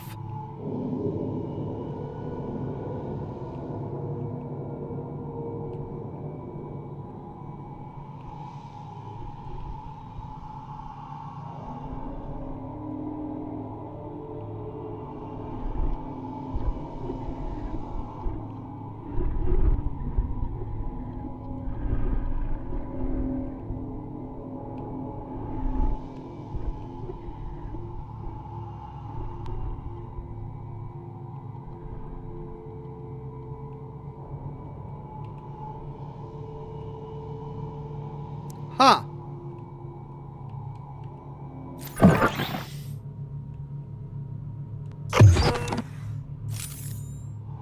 Ooh. Interesting. The door disappears when I'm, yeah, I can't go through it. Fascinating. Is that the boy, I wonder? Well, I've got an idea.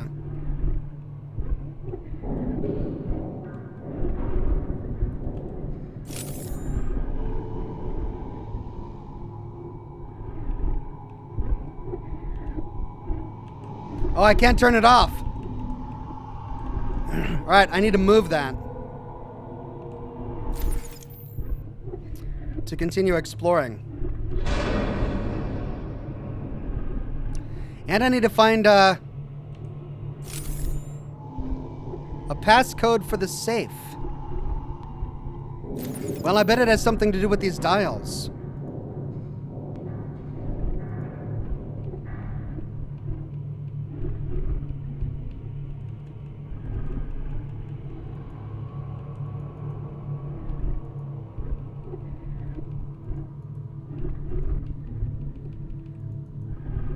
Huh.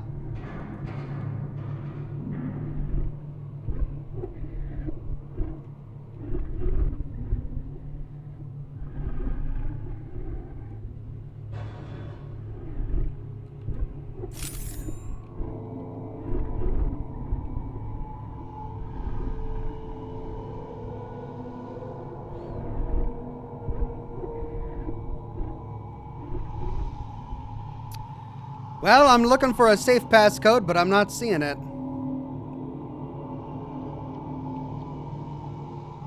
We'll definitely be back, though.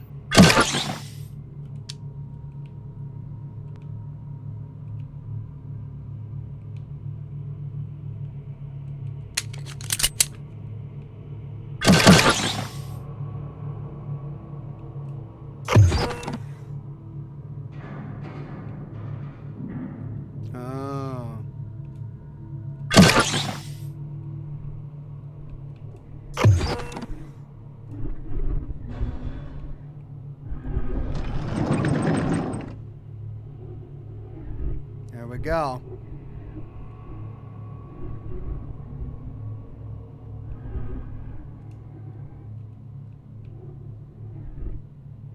N3. It's going to be blocked. Right.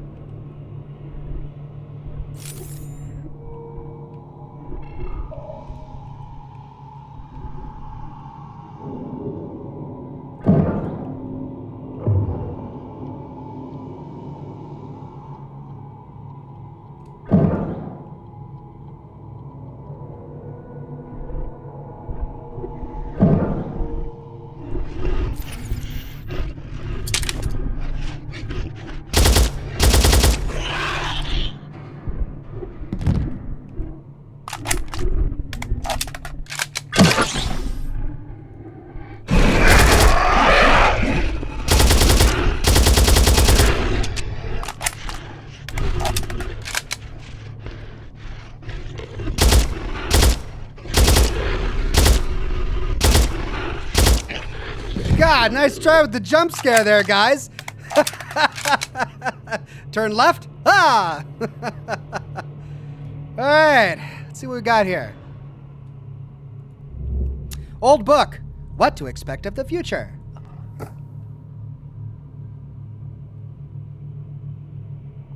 Terminal. We've all had our fair share of crazy moments during our time with the Sacred Trail, but the things Davy is doing with his own son is absolutely insane. He insists on continuing Achilles' treatment beyond what is necessary. In the beginning, it was a matter of life and death, but now, Davy's delusional attempts to turn his son into the perfect being have turned Achilles into nothing short of a monster. His entire arm is mutated into a giant claw, for God's sake.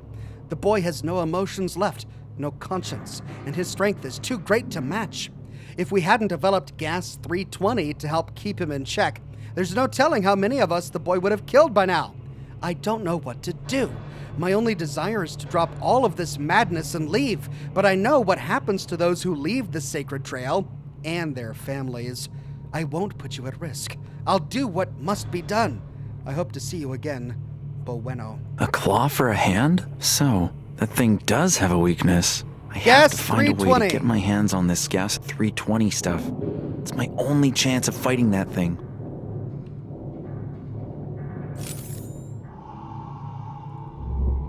Old photo. 2 men on horseback. Memory found.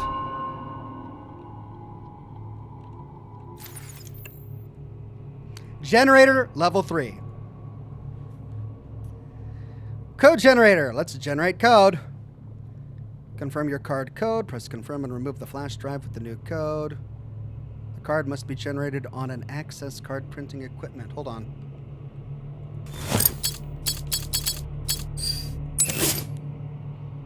Come on. You got it. You got it. He's going slow. There you go. He got it that time.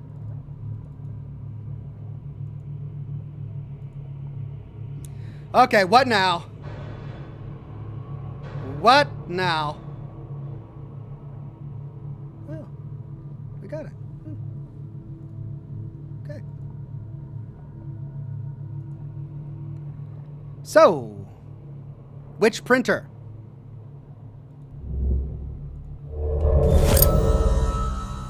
I still need the USB flash drive. So we generated it, but where's the printer?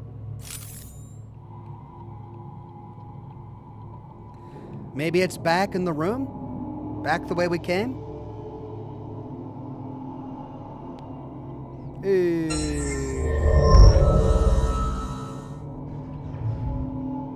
Shit, there has to be another way.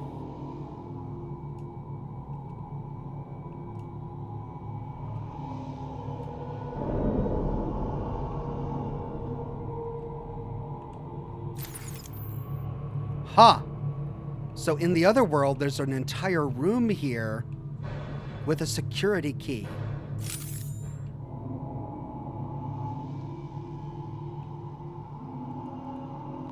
Huh. Interesting.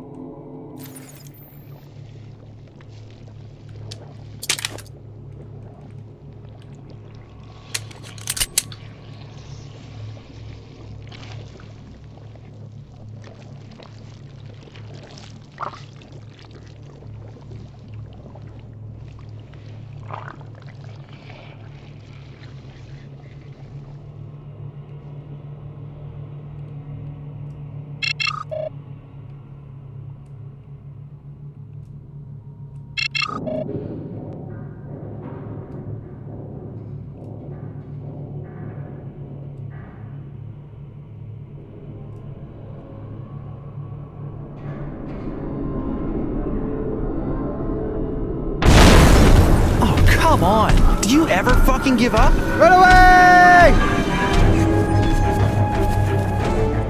Run away!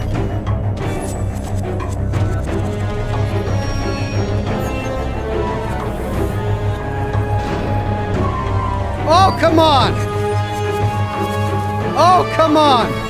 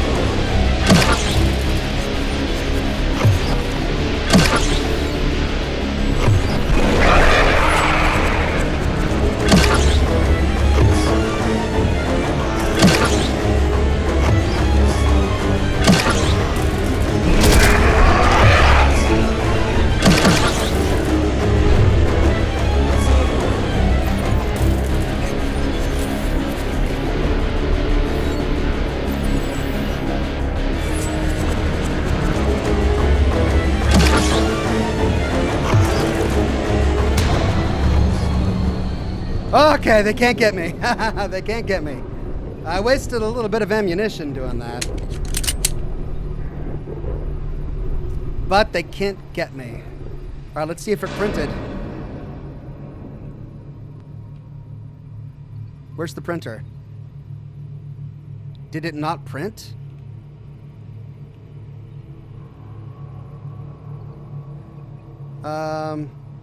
Accessible locations, insert code. Here, let's...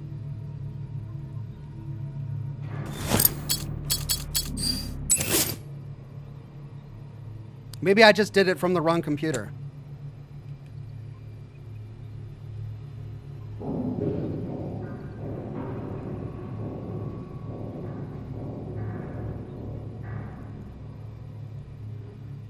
Here we go.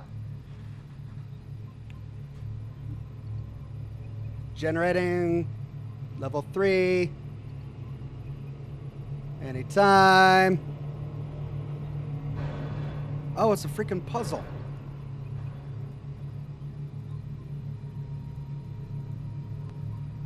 What?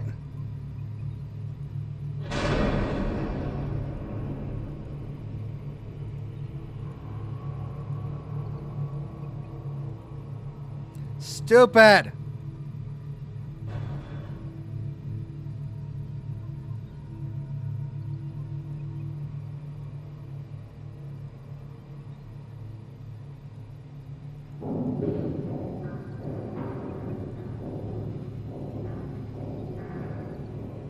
Oh, it's matching.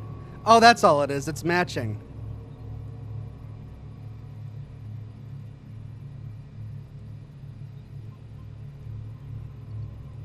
I thought I had to recreate the symbol. I just had to match the shapes.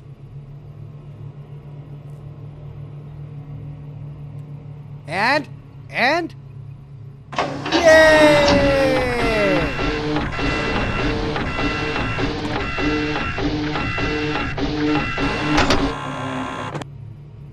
Level 3.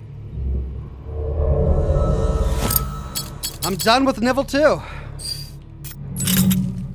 And I'm done with the USB card. Am I? Yeah, I can't take it back. Oh, well, that's a relief. And we got level 3. God. Let's save. Because I think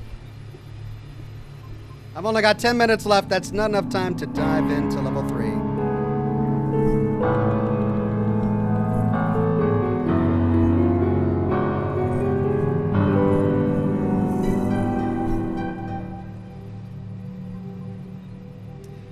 Okay, there we go, everybody. Thanks for joining me for today's episode of Phobia. I'm enjoying this game. It's an interesting puzzle. It's an interesting teaser. I look forward to continuing next week, same Ox time, same Ox channel, for more Scotch and Smoke Rings. Will we finish it next week? I don't know. I feel like we're getting pretty close. Getting there. So maybe we'll finish it next week. For the rest of this week, I do have a video planned for you on Saturday. Haven't decided quite what video it's going to be, but there will be a video for you Saturday. I'm halfway done with what I think I'm going to publish, so stay tuned for that. And then I'm going to have a full week of content for you next week. Thanks, everybody, for joining me. Have a wonderful rest of your Thursday, and I'll see you soon with more lore videos and more live streams. Bye-bye now.